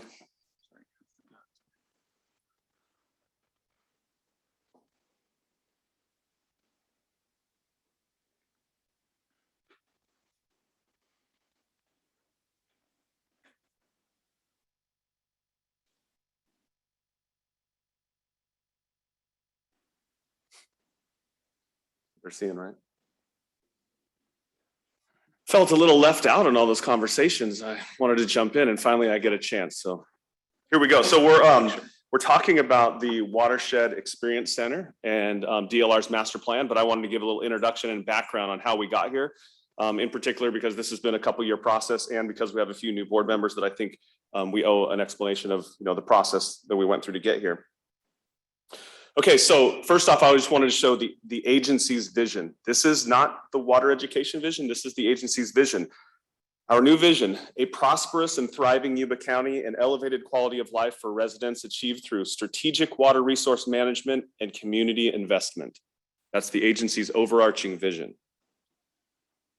So our beginning, this is the Water Experience Center's beginning. So it all started with a trip to the Sonoma Water Education Center. I believe Brent went to a conference there a few years ago and said, hey, they did this really cool thing. They've got this really great education program and center on the river. Maybe we should think about doing something very similar. So we started an advisory committee. We got together, we brainstormed about things, and we included local educators and the Yuba River Endowment in that advisory committee. And in April of 2020, we approved the contract with DLR for the master plan, along with our curriculum program that we've already presented on. So that's what you're going to see today, is you're going to see the master plan that was developed by DLR. So in May of 2020, the board adopted the water education policy statement. I'll read it here. To enhance the educational experience and improve the quality of life for all Yuba County residents, Yuba Water Agency is developing a water education program. This includes developing programming and curriculum for all ages, as well as field trips and hands-on education opportunities focused on enabling residents to learn about, explore, and develop an appreciation for the history and missions of the agency and the Yuba River watershed. This initiative also includes plans to build a water education center for experiential learning for students and the general public. And in April of this year, the board approved a water education program goals. These are more specific. Improve quality of life and economic prosperity for the residents of Yuba County through supporting equitable education opportunities. And this supports the Yuba Water Agency's strategic plan. Number 2, promote stewardship by helping residents and visitors develop an increased understanding of and stronger sense of connection with Yuba County's water and natural resources while gaining more knowledge of Yuba Water's mission and programs. Also supports the strategic plan. 3, improve residents and visitors' awareness of Yuba County as an excellent place to live and visit, and also supporting the strategic plan. So I think it was the fall of last year, October of last year, we had a visiting session about the Water Education Center itself, and we included a link to the recording of that session in the agenda, but I wanted to pull out and talk about some of the quotes that we got from the board members that helped develop this plan. So from Director Hasty, a world-class facility with the capability of giving education to people from kindergarten to doctorate. Dream big, design big, and build as we can afford it. Director Bradford. 2 co-equal goals: to improve the educational outcomes for Yuba County students, essentially help lift up those in Yuba County. An equally important goal is to increase tourism in Yuba County. I want people from 2-3 hours away to plan day trips to our water education center. Again, Director Bradford. My real hope is that 50 years from now, people will say the Water Education Center on water education in Yuba County is world-class. Director Hasty. We need to have a state-of-the-art facility. We also need to have the classroom, the presentation room, the meeting center. Former Director Leahy. Phased in approach. Phase it in as we can make this thing grow. Former Director Lofton. Real hands-on experience outdoors that becomes a highlight throughout the state of California and beyond. A place where we are proud to invite senators and congressmen and the public and our kindergartners. Director Fletcher. I think we need to have a little gift shop in there. Former Director Leahy. Not only do we want to have the schools participate, but we want to be interesting enough that we're able to compete with something like that pumpkin farm. Director Matthews. A 5-year success story would be that we have a traffic jam on Highway 20 with people turning into the center. Director Matthews. 5 years from now, I see Doug Lofton as a volunteer docent at the Education Center, helping to educate and inspire our youth in Yuba County. Former Director Lofton. I see that we will have so many people will have to fix a traffic problem, but it's well worth it. Director Fletcher. That's just a flavor of what we went through in the visioning session. So we ended up choosing the Hammond Grove site. We went through a major process in choosing that. I think it was earlier this year. We formally brought to the board our analysis presentation and the attributes we weighed in balancing 6 different sites, and the board voted to seek the Hammond Grove site as the site for the Water Education Center. I will explain that the Yuba River property ranked higher based on the attributes that we went through in this analysis, but we had unsuccessful efforts in negotiating a purchase of that property with the landowner. So that caused us to take a deeper dive and really analyze just both of those properties side by side. And we actually came away with that with the Hammond Grove Park site as the best site. And here's a few reasons why. It has incredible river access, salmon spawning location, and the natural environment. Willing partners in the Bureau of Land Management in Yuba County. It's currently under BLM ownership, and they have said that they would gift the land to Yuba County.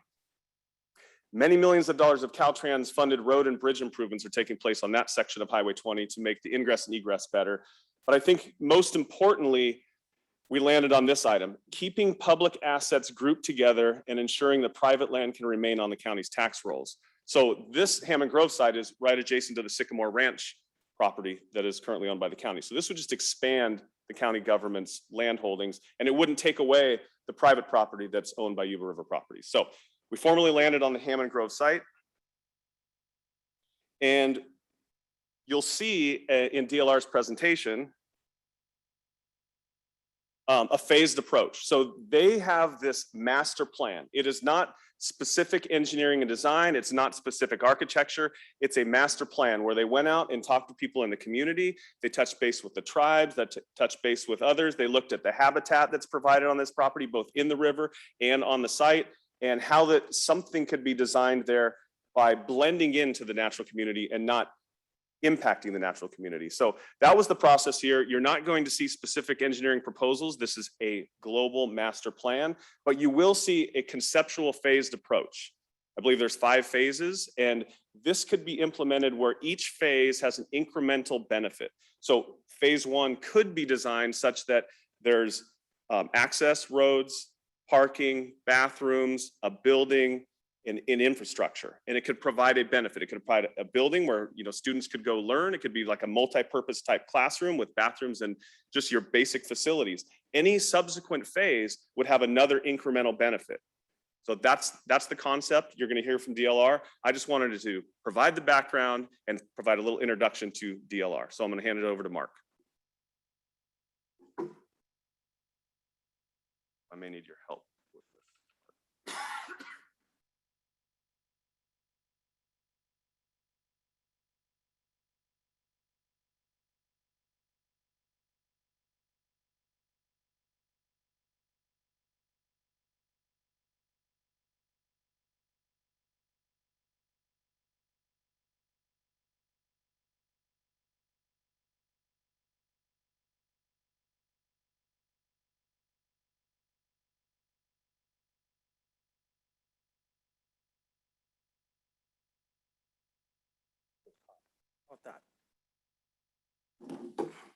We can. Good morning. I'm Mark Covington with DLR Group, Mr. Chair, Directors. It's gonna be hard to follow Willie on that. He did a great job of giving you the information that got us here today. And also what I would like to share with you is the main questions that I believe a community will ask is like, well, who did you talk to? And what did you come up with? And that's what we're here to present to you this morning. This is a visioning and a master planning process. As Willie said, 2 years ago, we were hired to support the Yuba Water Agency in coming up with this vision and master plan of what could be for a watershed experience center, education center, excuse me. So we will all walk through a path to that vision. And this is the part that I said, like, who is involved? As Willie has already shared with you, obviously the board was involved, staff, facilities committee. I'm not going to read all the way down down this because I know you all have it on your screen, but we reached out to multiple people in your community to gather information and to bring it into a visioning and master plan. And the 2 paragraphs at the bottom, Willie just eloquently shared that this is a part of your vision. This is a part of your priorities. This is a part of the vision of the water agency. So to create the vibrant and connected communities, the Watershed Experience Center must equitably celebrate, represent, and provide resources to the diverse cultures and communities it serves. When experiencing the center, people of all abilities will have the same experience. Our design needs to factor in different elements to help everyone thrive and feel welcome at the Yuba Watershed Experience Center. Once again, who was involved? What did we find? Well, what did we do to get information? So we've done equitable roundtables. We've looked at the history of the gold rush. We've done virtual tours, which I'll show you in a little bit, of 5 different facilities around the country. And I'll back up to that because I know a couple of you were part of the facilities committee when we did this, and we talked about how we were going to do this approach. We planned trips to go to specific other facilities around the country. And then, of course, the pandemic hit, and that actually helped us. We were able to get more people plugged in and get onto Zoom calls and go to Boise and have somebody literally walk through the whole center with us with a camera answering questions.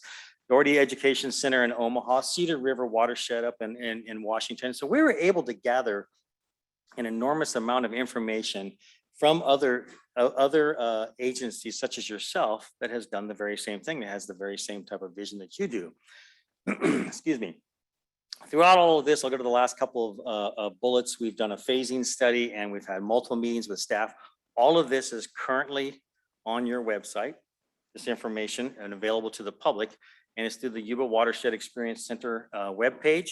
And if you go to the bottom part of the master planning process, you can click on follow the process. Also in this report, I'm going to take you to that real quick. And I hope that it shares for everybody on Zoom as well. So this is what we call as our web page, and it's called a Padlet. And what this does is helps us, excuse me, it helps us share your vision to your community and how we walk through this. Now it reads like a book, left to right. So as you start out, the Yuba Watershed Experience Center begins when you came to us. Any individual can click on these and they'll open up. And as you read down, you can read who was a part of that. You can read all sorts of information. I'm just staying here on the left side. Now, as I go to the right, and I'm not going to go through all this with you, of course, because it's so much. You can see the types of information we have gathered. I always love this, which W.T. Ellis Jr. shared out. They always watch the tricky Yuba. I think that's been a very common theme as we've looked at the site, the Hammond Grove site that Willie has shared with you as well. And as we go through this, you'll see that there was the board. Let me go this way so I don't go too fast. Okay, it's behind. It's working that way. Left, maybe? No, can't touch it. Yeah, I'm trying to get to the bar. It's not working for me. And it's not going. I'm trying to go right. I'm gonna go arrow key. Nope, not working. What I really wanted to get to was to the right. I'm not sure. Oh, down here. There we go. Thank you. So you'll see here's the site evaluation that we used, as Willie was making reference to, as we went through the multiple sites, 6 different sites. We've got GIS maps. We've done all sorts of assessments within 30-minute drives. We looked at the campgrounds within 2 hours. We've done indoor space programming, a visioning discussion that we had. But I would really want to come over here and just show something that we found very fascinating. Here's the 5 case studies of the virtual tours. You can click on each one of these and look at the PDF files of each one of them, or you can actually click on it and watch the Zoom if you want, and walk through it yourself. This allows your community, allows you to walk through this and experience the same thing we've been experiencing throughout the whole time for the past couple of years.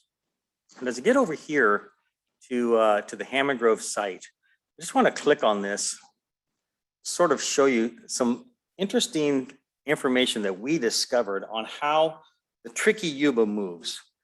And this is a site context with the Hammond Grove site. As you start to scroll down this, we look back at all the different places that the river has been in flux over the years.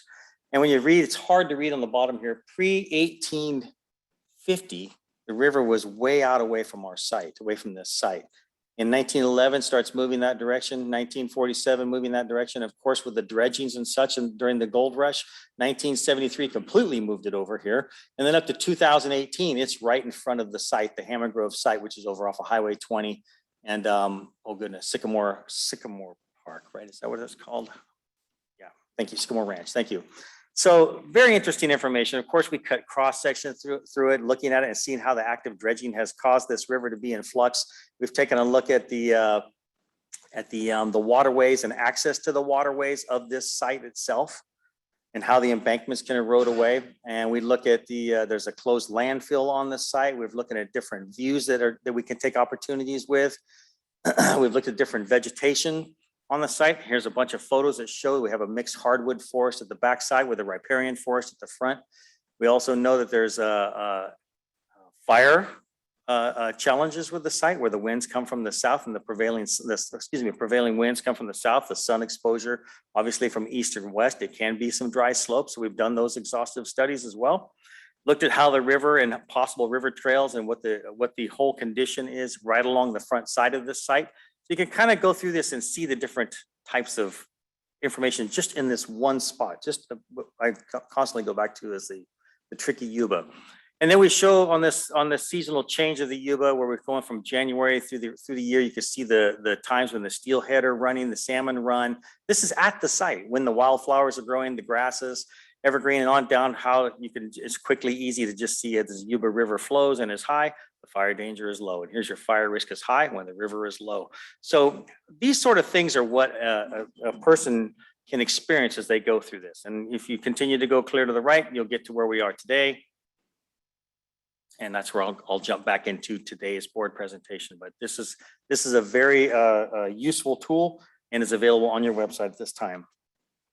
So coming back to our presentation, what we've also discovered, collecting information from your community, from tribes, from everybody who has had their hand in this and giving us information, we've came up with these key design principles for the facility, where it's immersive. I'll just start at 3 o'clock, where it's immersive in nature, hands-on experience, light touch on the land that it would be on. It's water play and recreation is available. There's a balance of access and separation, and the general community has a gathering location. And there's also subcategories to each of these as well.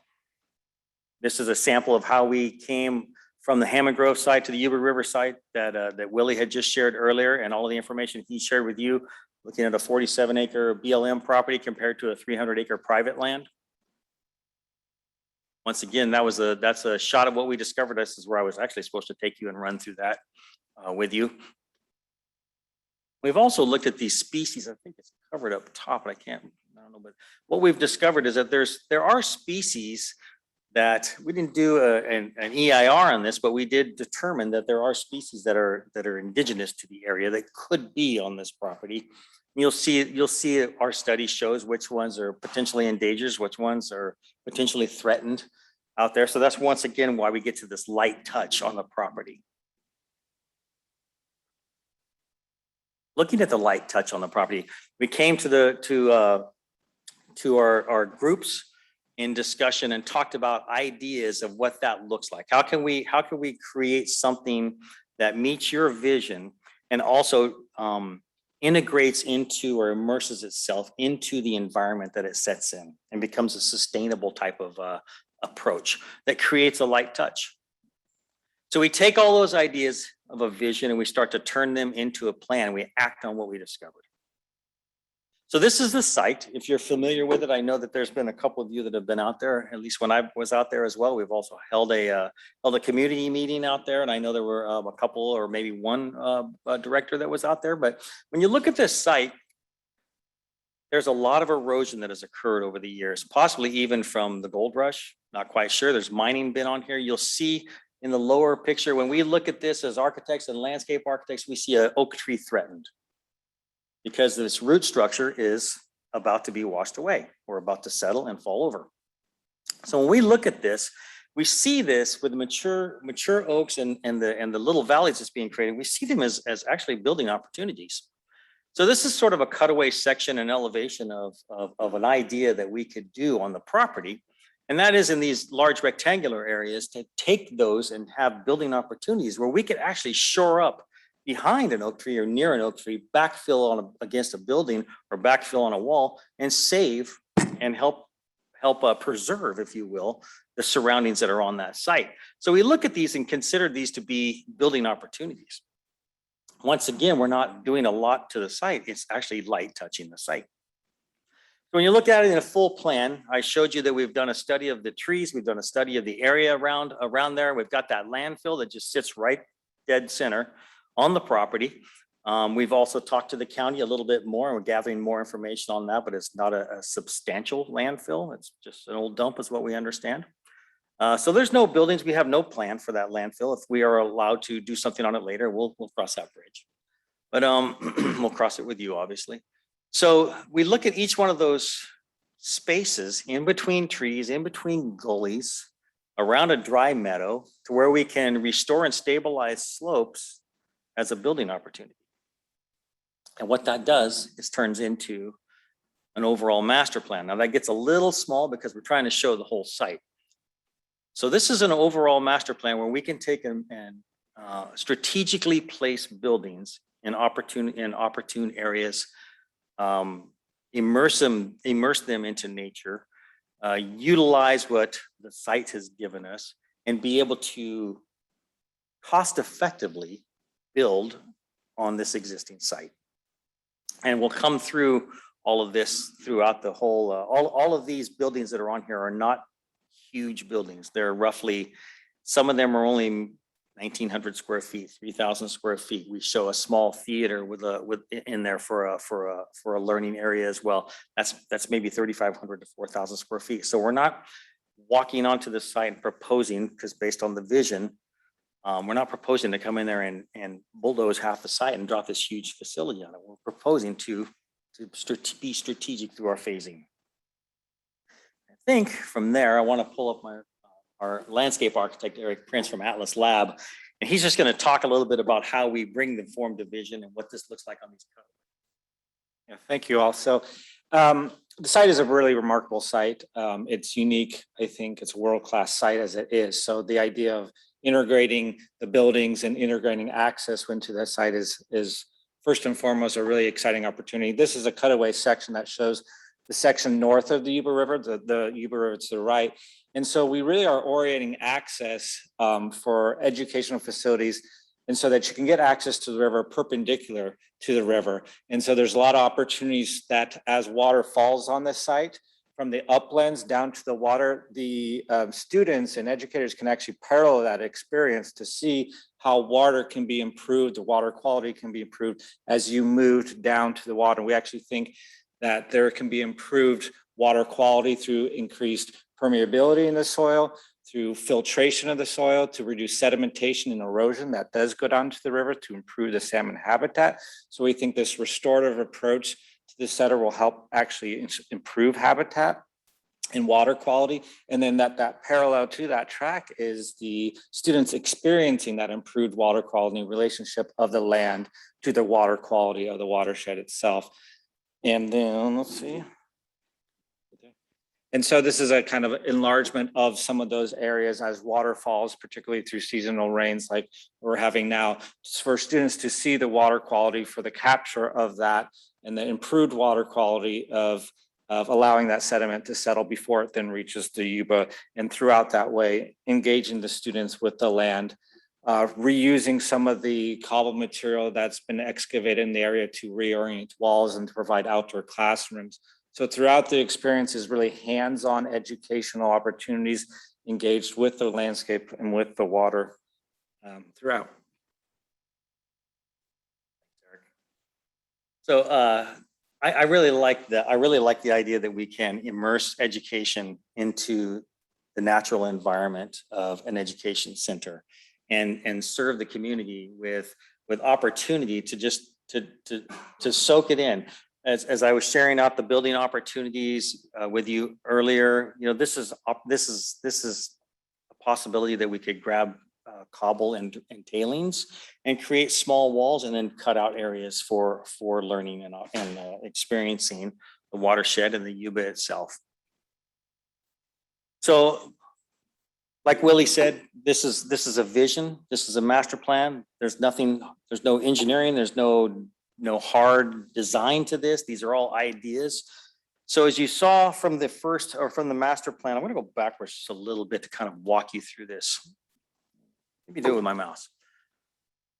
The objective would be to come in from Highway 20, but then come in right after you come past the small bathrooms that are down below here in the park. Come right up the hill, and your entrance to the site would be away from where the county is currently using, where people come down and fish and have river, rafting access and access to the water down here. We're proposing that you would come up to the top of the site and start to experience this from the top down. That would look like this welcome center. As you get to the top, you would have this welcome center. It's open. You're going to look through this. You're going to look out over the Yuba. You're going to look across at all the tailings out over in the where Tykert is across the way. That's how this starts to play out. Notice again, they're just small buildings. It's a drop-off area, and this is where an individual would start their experience. Looking back up the hill from down inside. So this is sort of an open bowl that's in the middle that the community can use. And the theater, small theater would be off to the right over here, but this is looking back up at that welcome center. So now you're down in the middle of the hill, looking back at all of it. This is over here is saving the landfill area, not doing any work on it. When you get further down into the site, you really begin to immerse yourself into the oaks and immerse yourself into getting the experience of the Yuba River, and then starting to learn more about the watershed itself. There's opportunities for different cultures to do teachings and dances down below here, and also opportunities for the community to just experience the nature that this is offering. Towards the bottom of the site, we're proposing that it's a great opportunity for an amphitheater style area that's open. Once again, some cultural dances we've learned from the different tribes and different everybody. Punjabi, there was a Filipino heritage that was with us when we helped develop and get information for this. They have different types of colorful arts and things that they do in their community, and the river it speaks to them. And they've grown over the years with the river. So the river is the backdrop on this, as you can start to do these sort of art experiences. Leaving from there comes down to another exhibit hall, a little exhibit place that's also right next to the river. So you experience the river, and I got this from Jeff Matthews with the water agency, as he would stand there on the side and point out, say there's a big riparian area over there where a bunch of insects come out and all the salmon come up here and spawn, and you literally get to experience that right off this specific area of the site. So that's sort of how we bring the form to vision. There's an aerial of what that could look like. Once again, getting those buildings to fit into nature and not come in and be destructive to nature. So when we come to this, Willie has already shared with you, it's a phased approach. We're calling it a palatable approach. So looking at 4 different phases of this. Just to familiarize yourself with this map, here's the coming into the top up in this area and then working down. The first phase would be starting at the bottom, considering a small welcome center with some restrooms and some trails. I keep backing up because I have to pull the mouse out. But this here would look like something that you could possibly do out in 2 to 3 years. Access roads, having a bus loop. You're going to have utilities into the site, whether that be wells, septic systems, fire protection, that will have to be out there as well. Large, usually CAL FIRE or whomever else, the county may require some large water storage tanks for fire protection. An interim welcome center with restrooms and experiential walk paths, as we've showed you through the graphic images, and of course the grading and landscaping that is associated with all of it. And we put a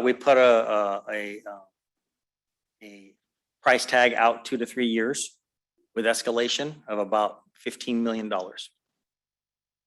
Phase 2 would then bring us in up to the welcome center at the top of the hill. And then also start to put in some additional paths, increase your utilities, increase the fire protection, expand on the septic system, build that final welcome center up top, and then take the welcome center down below and turn it into an exhibit space. Build more exhibit spaces in the amphitheater. This is a 5-year out ahead look at a possibility. That could be $33 million. And then moving out to 10 years, a third phase with an exhibit hall, building an administration building, K-5 education buildings, fire water storage, of course, increasing your underground piping, getting all that more infrastructure in, and then getting more landscape and experiential walk paths put in. And a fourth and final phase, potentially 15 years out, finish off the education center, grades 6 through 12, and also finish off a higher education center. Get an event venue and dining area. There's been lots of talk about that. Theater and some cabins potentially, and also finish off the landscape and irrigation. And that's $48 million at 15 years out. So what that looks like overall, because those numbers add up fast, is a what we call that palatable approach, or what Willie shared. It's a phased approach. It allows you to get the community interested early. You could also even use the first phase to get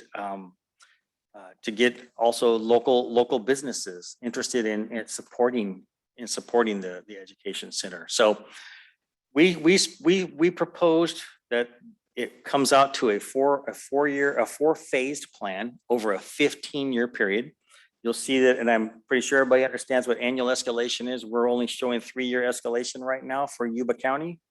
Our offices in Sacramento County, we're pushing about 4% escalation.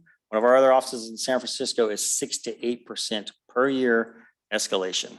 So we anticipate that. So you look at each one of these numbers and you can see when we get way out there 15 years, we've got $17 million of escalation. That's the difference in construction between now and then. I think that was it. Leave it open to the board for discussion.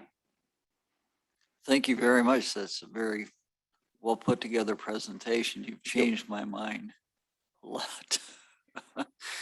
I was less than thrilled at the beginning of this, but it's a lot of vision in there. And any comments from the board? On the soft cost of 25%, is that the operations cost?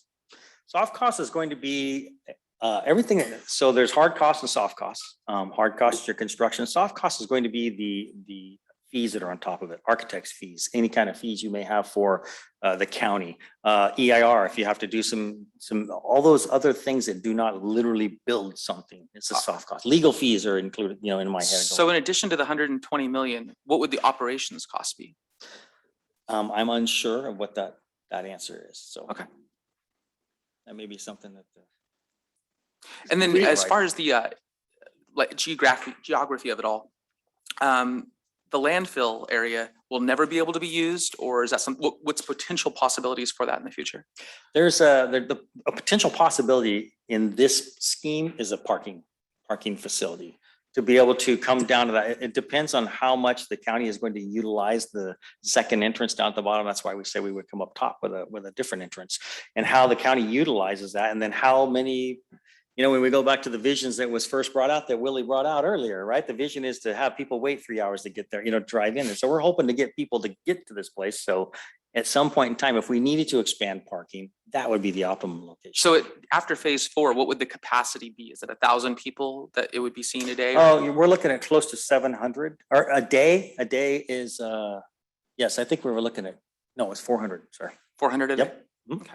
And then the river moving was very interesting every couple decades. That is no longer an issue? Right now, you notice on the plans, we hold back from the river. It still is an issue, but as we've done some site visits, it's quite interesting that along the southeastern portion of the site, it's bedrock. It's hard, and the river has washed away the debris, the dirt on top, obviously the topsoil. So yes, I think the river is stopping. This is my own personal opinion, because when you stand on the site and you look at 5-foot level, you look straight across the tailings all the way across. So it's physically impossible for that river to get up to 10 feet without it going 600 feet that way, out across the tailings on the other side. I might add that Yeah. a lot of the facilities are a lot higher above that floodplain. So if you see, it's a little deceptive. There's areas that go down low and high. All the facilities that you see are really elevated, in our mind, pretty resilient.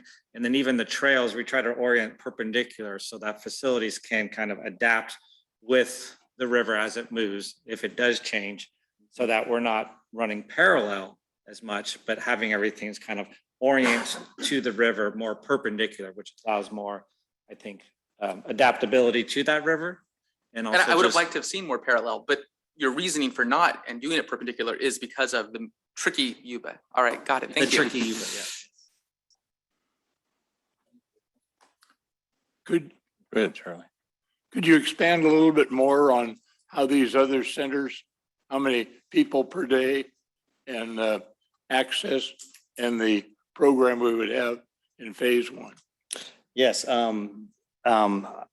off the top of my head, Director Matthews, no, I could not give you those numbers, but I'm confident that they're inside the webpage, and I could come back with you and give you an answer to that. But they're like, we're the architects for the Dorley Zoo and the facility that's in Omaha, and I believe that one's 1,200 people a day, and it's quite a large facility. The Boise watershed was a pretty active facility as well. And those would be in the notes in the Padlet that we shared with you earlier. And how about the Sonoma Center? The Sonoma Center, I'm unsure of the number that goes through the Sonoma Center. I'm not sure it's quite as large. So Director Matthews, you asked, the capacity for phase 1, and I just want to remind everyone that this is a concept, right? We have not designed a phase 1. This is to show you the scale of what could be built there and kind of a range of possibilities for a phase 1. But if the board had a target, like, hey, if we did do a phase 1, we'd like to target 50 students a day, then we could design it accordingly. So we don't have those numbers because we're just providing a concept at this point. Through the chair. In concept, this is fabulous. It's a long range, big vision. I love it. Makes a lot of sense. Really puts us on the map. There are one or two small concerns. This summer, we had a 3-day event at this same location that set off a firestorm of issues because of the neighbors that expanded up to several miles away, that they were, to say the least, pissed that we would even consider doing something like this. I guess one of the highlights I have to encourage you to do is make sure that the neighbors in a fairly large area are actually supportive. It's a battle that I don't really want to take on. If the community doesn't want and is willing to go to battle for this, then maybe we have the wrong location. To throw in the mix, and you've spent a lot of time and energy, and we've all spent time and thought process. In concept, I love it. In practicality, we actually have the potential for another location. Same type of concept, but maybe a different location, a little farther up the road that I wouldn't want to throw out at this point. So just to think along those lines as we move forward. Again, I am very supportive of this. I think it really puts Yuba County on the map. Please don't overlook our community. I'm more than happy to work with you in that realm of making sure we actually have support. But some of the things we're dealing with here could potentially throw a monkey wrench into it because we have people coming to an area. There's traffic, there's potential problems, there's fire issues, there's noise, there's you name it, they'll come up with it. So just a thought as we move forward. But thank you for the presentation. I like the visual. I think it has a lot of really positives for the community. Director Fletcher, I'd like to address your comments about the neighbors and the potential opposition. So during at least one of the field trips that I was on, we invited the neighbors there, and I won't use names, but probably one of the vocal neighbors that had concern with the issue that happened this summer did not express opposition to this and actually express support for this, because this is not a 3-day 24/7 concert. This is a normal business hours education facility. And there you go, I whittled it down to 50% of the population. She said that you'd get support from at least the neighbors that she has been spoken with. And I think she's a well-connected member of the community. Now, that's not speaking for all, and we didn't go 5 miles out like you just commented on. But at this point, I'm thinking that opposition was specific to that event, but more to come. So I would just like to close with saying, in April of 2020, staff got direction to work on the curriculum program, which we're almost complete with. We brought that to you for the final phase a few months ago, and for the master plan of a facility. And so at the conclusion of this presentation, we're nearly done with both of those tasks. And on the agenda item, it says, I think, Vic, it says discuss and recommend or something like that, next steps. So we're not asking for an action from the board, but if you guys would like to discuss what now to do, that would be great. If you want to give us direction on what to bring back, if anything, now would be the time for discussion. And I'm happy to answer questions about, what could be done or whatever you'd like to discuss. Well, I don't think you'll have the Woodstock type crowd there. And I think this is a plus for our entire community. And it's close enough you can get some of the kids from Marysville. That was my concern is an 1.5-hour bus trip is not good. This is a great location. Are we getting a consensus?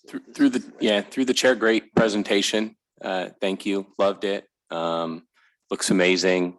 I don't want to wait 15 years, but I know that's it'll be what it'll be.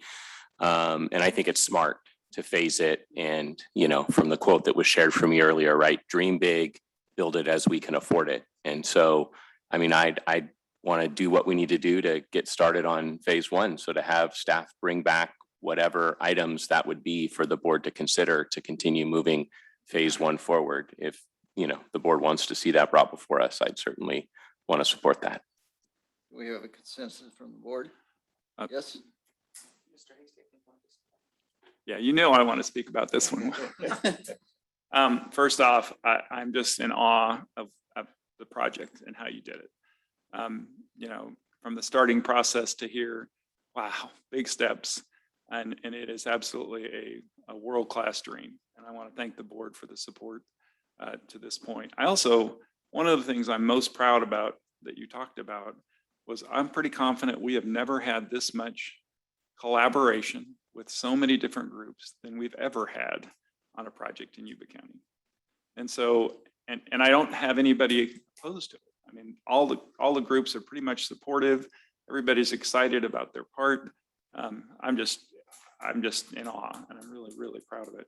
And I would agree with Gary. I would like to see us have staff bring back what it takes for phase 1. And I'd also, and maybe this is a better way to do it, but I know we have talked about having our retreat of the board so that we can actually have a day of talking about strategic planning and all that. And it's clear that I think that, I want you to bring back phase 1, but I would have I'd actually be supportive of if we had that retreat day, that one of those items would be in our strategic, what is this? And what does, what do we think of phase one? I mean, I would love to have you say, here's your check for $15 million and let's get started. But I don't want to give them, I think that's too much to ask the board. And I think that we need to have that discussion. And Willie, I think you brought it up. I mean, do we want to serve 50 people a day? Do we want to serve 400 people a day? What do we want in that phase one? So I think we need to have that discussion. So I think that for me, I want to get phase one started, but I also want to have that discussion with the board at a time that we have plenty of time. We're not holding people up as we have that discussion and have a full talk about it. And I really think that's vitally important for us, because I think that what we saw, and this is not, the board goes through, we have new members. And so they haven't had the discussions. You saw the quotes from the board members that have been around a while, and they were all pretty positive and excited. And I don't know how you go through this process without getting excited after watching this. But I do think that the full board deserves to have that kind of a discussion. And so I would encourage the staff to set up that meeting as soon as possible, and then have a day or few hours that we can have that discussion. So thanks. Okay. Jim, that meeting is December 15th? December 15th is on your calendar, sure. And we do have a member of the public, just to remind them, Mr. Chair. Just 2 more comments if I could. Yeah. On phase 2, you can do is phase 2 going to obsolete some of phase 1 where there would be where there would be wastes of funds because of the reformatting of the entrance and the parking and whatnot? They would be redundant. So here again, this is a concept. We can build it however, but the concept would be phase 1 uses the existing road system, right? It would make more parking. It would make bathrooms and sewer and power and water and a building, right? However we design that. Phase 2 would be incrementally beneficial. So phase 2 would be a separate entrance, ingress and egress, that would add to the capacity of the total site. So it doesn't make obsolete phase 1, it just adds to phase 1. Okay, and so that's the concept. None of it's designed. For sure. So we'd be moving the welcoming center from the phase 1 area to the phase 2 area. Right. That would be a minimal waste. So what in concept, phase 1 would have just a multi-purpose room. It'd be a big room, like what if you'd been to Sonoma, you'd understand, but it's a big multi-purpose room with bathrooms and general facilities. So you would turn that into some type of other, use it for phase 1. Let's just say that's for 5 years. You would turn that into some type of science lab or something down the road, and then you'd make a more specific welcome center, and that would maybe be designed differently as a welcome center, where phase 1 is just a building that if the kids are out there studying and it starts to rain, they can go inside or be in the air conditioning, whatever. All right, and then my secondary issue is that there is nothing in the budget currently for this, and so we would either have to wait 5 years when our dip from the building of the secondary spillway ends to start funding this. So it's 5 years out minimum, or we would have to change the secondary spillway funding to allow for this. Is that correct, guys? You would have to adopt a budget that accommodates this, a future budget. So, I mean, we don't know where money would come from for the secondary spillway. We do a 2-year rolling budget edit anyway. So that would be a policy decision from the board on where to get the funding to build this. That would be one of the questions. But I would be happy to support an approach where that any money that comes in support of the secondary spillway, if we get state money, that would automatically go to our education center. I'd be glad to support that. So any federal or state dollars come in goes to the education. We take that out and put it to the education center. I'm all in. All right. Well, it's been a long meeting here. I have a quick comment. Go ahead. If you don't mind.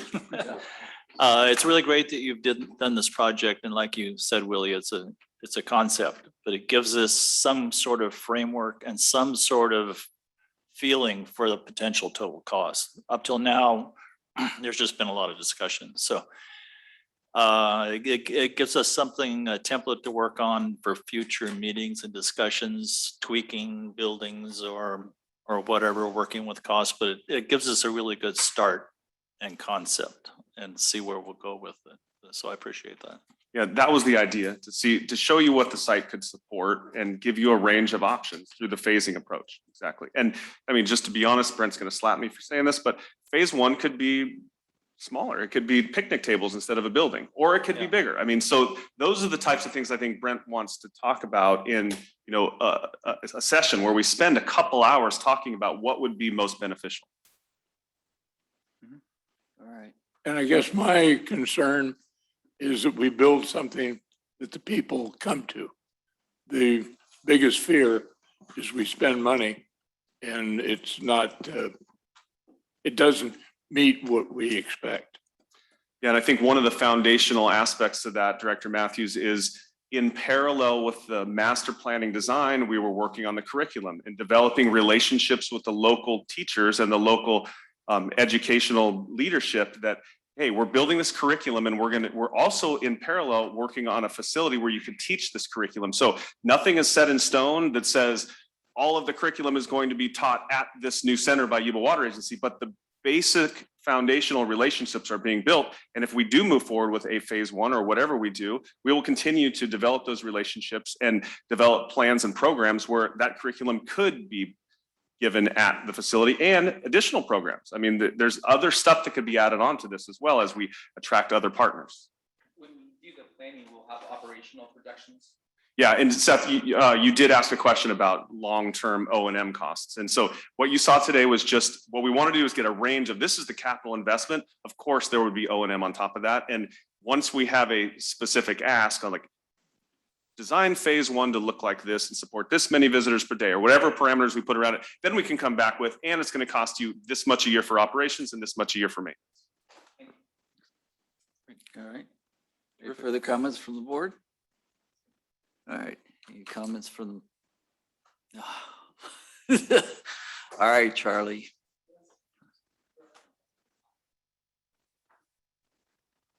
Remember, it's timing. I know, it's short. Charles Sharp, I have a comment. One is the traffic through Marysville. People are gonna look at this and say, I have to wait 30 minutes to get through there. It's just something to think about, that's an issue. We've been thinking about that for 30 Yeah, I know. You should take that to the county supervisor. Well, there we go, right there. So we could loan the Yeah. spillway money to the county to have them build the Goldfields Parkway so the education center works. Okay, one day it will flood. We will have a rain event forever, or a few days or whatever, and that river will, everything along that river will probably flood. Just something to keep in mind. There's gonna have to be a civics class by Director Hasty, how to count to 3 and control your board. He has much experience with that. It doesn't do me much good on this board. 4, 3 or 4, depending on, yeah, exactly, 3 or 4, okay? Whatever. He knows about it. And fire protection. Well, you got a river there. You just run a pipe in that river and put your fire hydrants all through there and pump it out, and you got more than enough water to put out the fires. You just need the people to run it. But anyway, and also, what is the governance going to be? How are you going to govern this whole facility? Is it going to be like a little part of Yuba Water Agency over here that just does nothing but order, or could it be more like a nonprofit that would include people in the community and other as it's their thing and you're kind of underwriting it, but then that would be a buy-in from everybody to make it work better and bring people there if they had a say in it. And the agency made it help pull it together and organize it. But that's just a question that I have. Thank you very much. Thank you. All right. That's item 6. We had one more comment from somebody online. Was there anybody else in the room? Okay. Good. Alicia, did you still have your comment? Thank you. Yes, please. And I'll make it quick and hopefully hold most of my comments for a future meeting. But I did want you to hear just from the community support in many facets that I'm involved. I have been an educator locally for 16 years in the Yuba Foothills. I work with Browns Valley 4-H, Yuba County Search and Rescue that would greatly benefit from the Yuba Watershed Experience Center.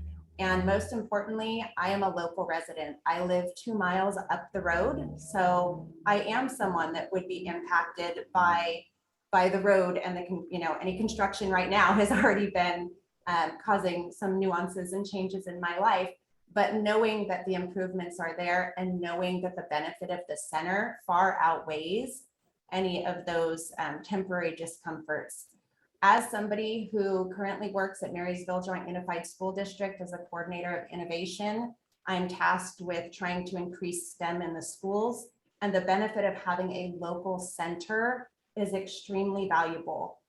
For years, I've believed in field trips. I've taken multiple classes from Browns Valley Elementary to different waterways. Unfortunately, until just recently with the Yuba water support and projects, I've always gone out of county for these field trips. I've taken them to Oroville. I've gone to places that are not local because that's what's been available. Having the opportunity to work with the Yuba water curriculum writing project with 4th grade, I know that the hands-on activities, the rigor is going to bring value to this area that we have not had locally. And so I hope that we can continue the momentum going forward in supporting this project and having some discussions about what we can do, because if you're talking about the importance of community investment, I do believe that this is one of the ways that you can do it. I've lived locally for 9 years, and until I got involved in the curriculum writing project, I really didn't know anything about Yuba Water Agency. I knew minimal about the watershed, and I think that the impact that you can have from making this go forward is going to be great. So I look forward to continued discussions. Thank you. All right, any further comments? Nobody's got their hands raised? No other seen online. Okay, well, that's item 6. So let's get the third leg of the stool and the water education grant. I think that can cut your presentation short. That's pretty good. Oh, send strength to all of you. Wanted to follow up. So the questions you asked earlier. One is, what is this? This is an opportunity to build an employable workforce in watershed management. It's an opportunity to strengthen Yuba County. On that note, there's a question earlier about Sierra College and other colleges with natural resources and other programs. So there was a study done by the Center of Excellence that was in the grant packet. There is a much higher demand for workforce in natural resources and watershed than there is a supply. And our proposal is about creating that supply for the workforce. I know one of the Yuba Water Agency's missions is economic development. This would build economic development in Yuba County.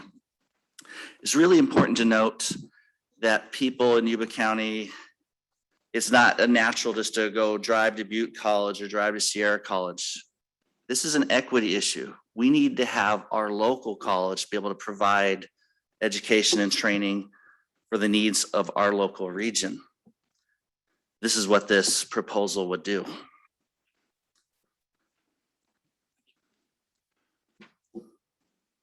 Any other questions or clarifications? I'm not sure of the right terminology, but some colleges say a field is impacted, which means they can't take any more students.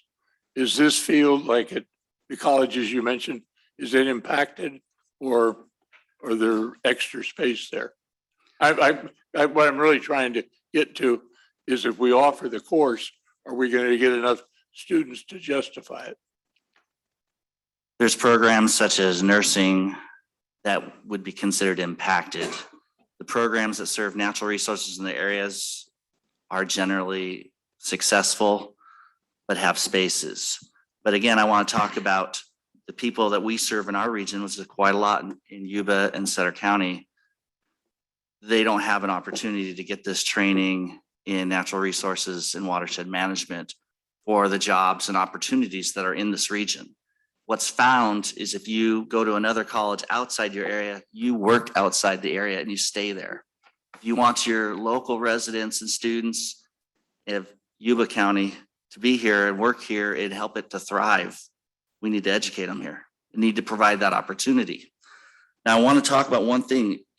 an investment in this program will create internships for Yuba Water Agency and other agencies throughout this county. And these internships will ultimately lead to future employees for Yuba Water Agency and other agencies in our region. This is a smart investment, and it dovetails exactly with the vision that you have for science curriculum in our area to be a world-class science educated area to create really great jobs in STEM, that Yuba College could be a vital partner with you and others to bring it.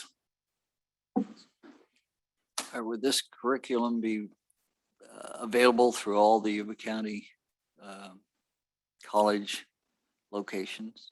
Because we've got more than one campus. It's not just one campus. Is that correct? Chair Vasquez, I will tell you, yes, it would be available. If we create a degree at Yuba College, students from Woodland College and other sites will have access to this curriculum and can take classes.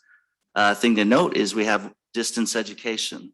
Students from all over the place can take the curriculum that would be created at Yuba College in natural resources and watershed management. And there is a demand for this curriculum and training. Refresh my memory on what was the title of the degree that would come out of that? It is watershed management is the title, but natural resources is the underlying field.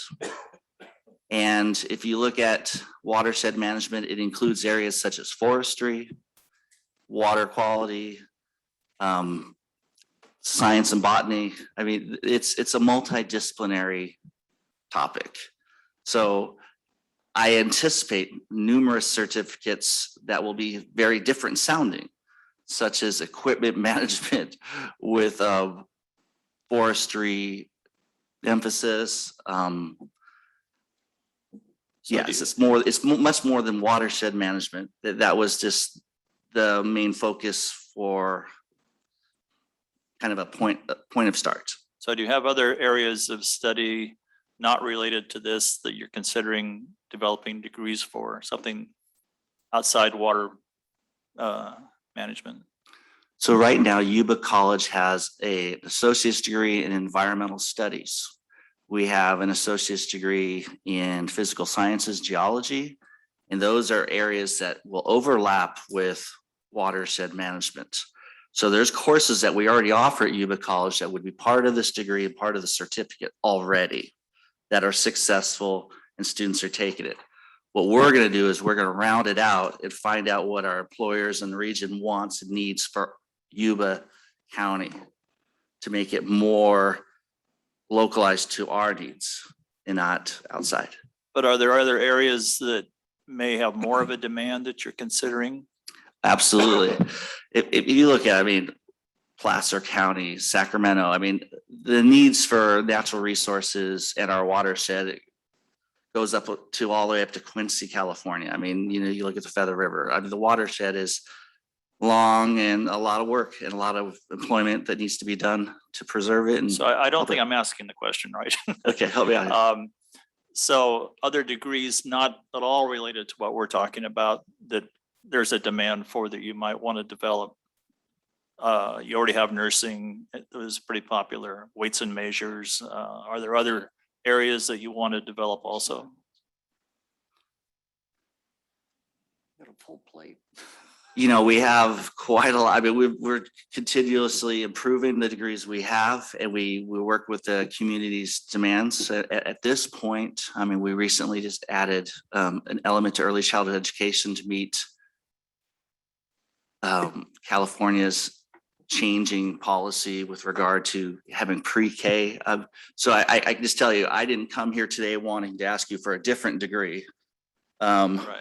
And I can tell you that faculty and people will come up to say, we should try this degree. But I mean, I'm struggling with this line of questioning, Trustee Blazer. I'm struggling with asking it. I just didn't know if there was some sort of competition for new degrees, like you have the water and you have other. No, I can assure you that right now, we don't have faculty and members of the college that are saying, we want this degree instead of the watershed management degree. So that is not taking place right now. I mean, honesty is, if we have full-time faculty, that would be a different story. And that's another reason I'll talk about, we need to have pilot funding, because that would be a competition, would be for who gets a full-time faculty. And if it's provided as seed funding, it's not competing against other faculty needs, such as like chemistry. Okay, I think we're on the same page. Was that a motion? Through the chair. Before you get to that point, what I just heard is the opportunity to start the motion and a model that helps Yuba County within the forestry, the water, jobs that are real jobs for the rest of our lifetime. If that seed money expands into these other areas, absolutely a great program. We are the partner to come to. I'll make the motion, we approve this. I love it. Don't let go of that piece. There are lots of pieces attached to this. And Yuba College is a great place to begin. Okay, I need a I'll second. second. I'll second. We have a motion and a second. Any more comments from the board while we have a chance? Or I'll call the question and we'll, all those in favor say aye. Aye. We do have public comment, Mr. Chair. There's public comment online. Oh, okay. All right. If I could have Anna Newman. Hello. Hi, I just had a question. Is it Mr. Bagley that's there? Yes, Anna, this is me. It's Michael Bagley. Hi, Michael. Hey, what you sound like, I was just got done working with 4 of the feeder schools into the community colleges on the Strong Workforce Grant. And I know that's also available for Yuba College, or Strong Workforce Plan, or I forgot the exact name of it. But there's like $248 million out there for, it sounds like just the program that you're proposing. Are you aware of that and have already looked into it? So thanks for the question, Anna. So absolutely aware of it. And just to throw a plug, Yuba College and myself were involved with writing and working together with Yuba Water Agency's Science in the Classroom. And some of the schools, including Bear River Middle School, have actually written recent Strong Workforce Grant applications with Yuba College for areas such as, natural resources and STEM.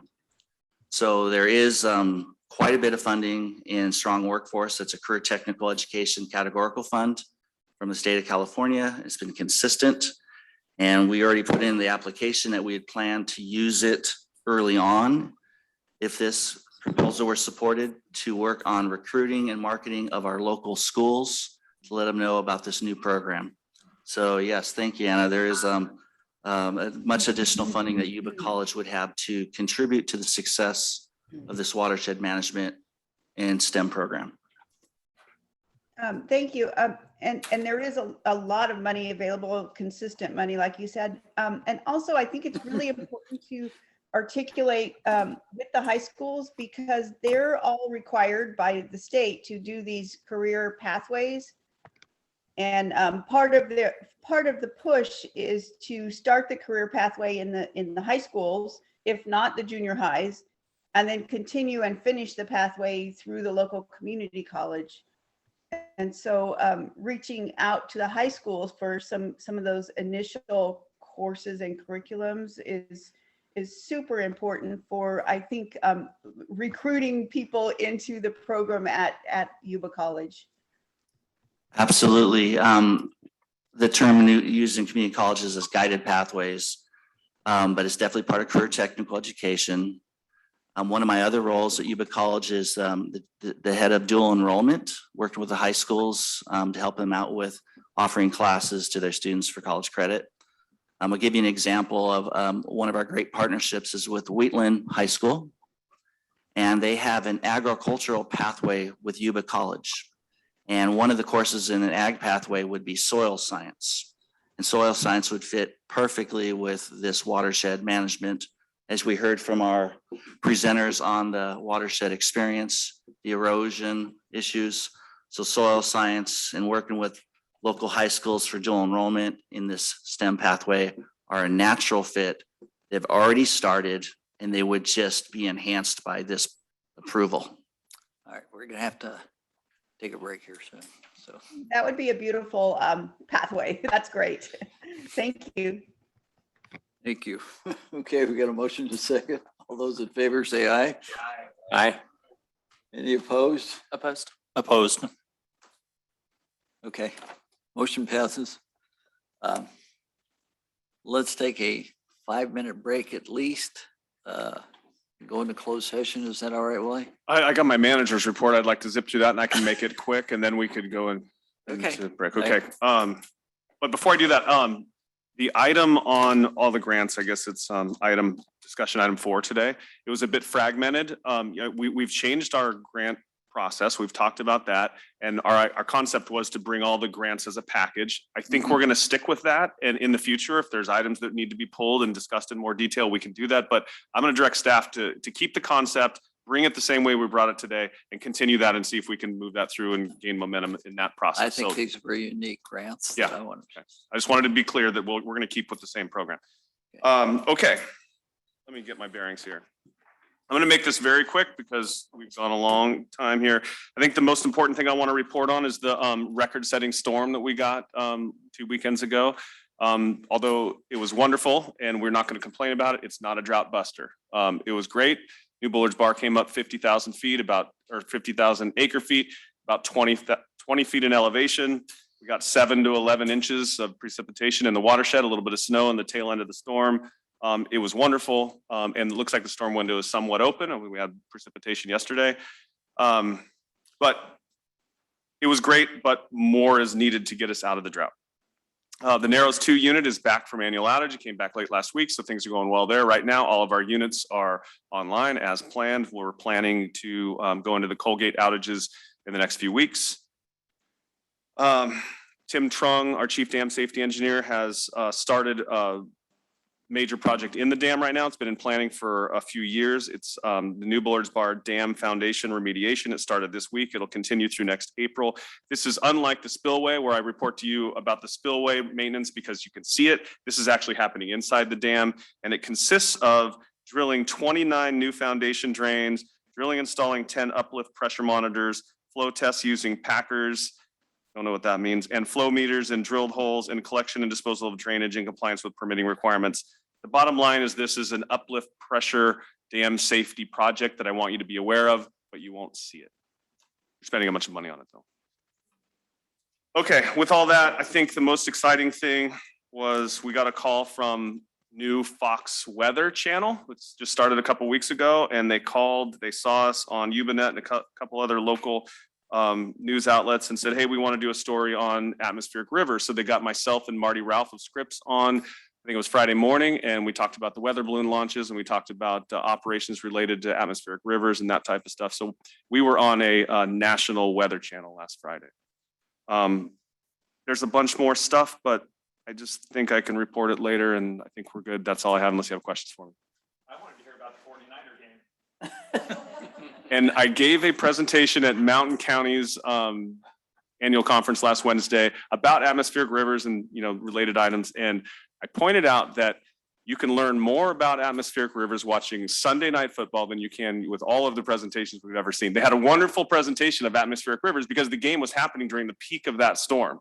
Wow. So we're trying to get a clip of it to show, but the whole country now knows what an atmospheric river is. It's on the map.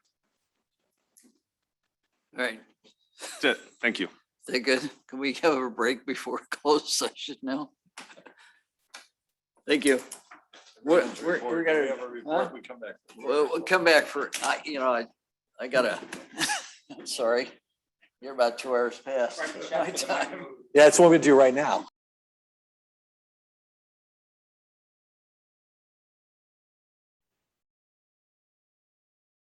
Ready, Jim?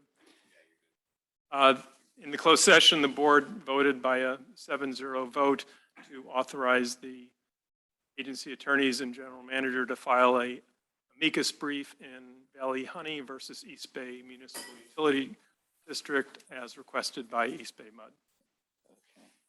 Meeting adjourned. Shall we just go straight to APB? Everybody okay? Yeah.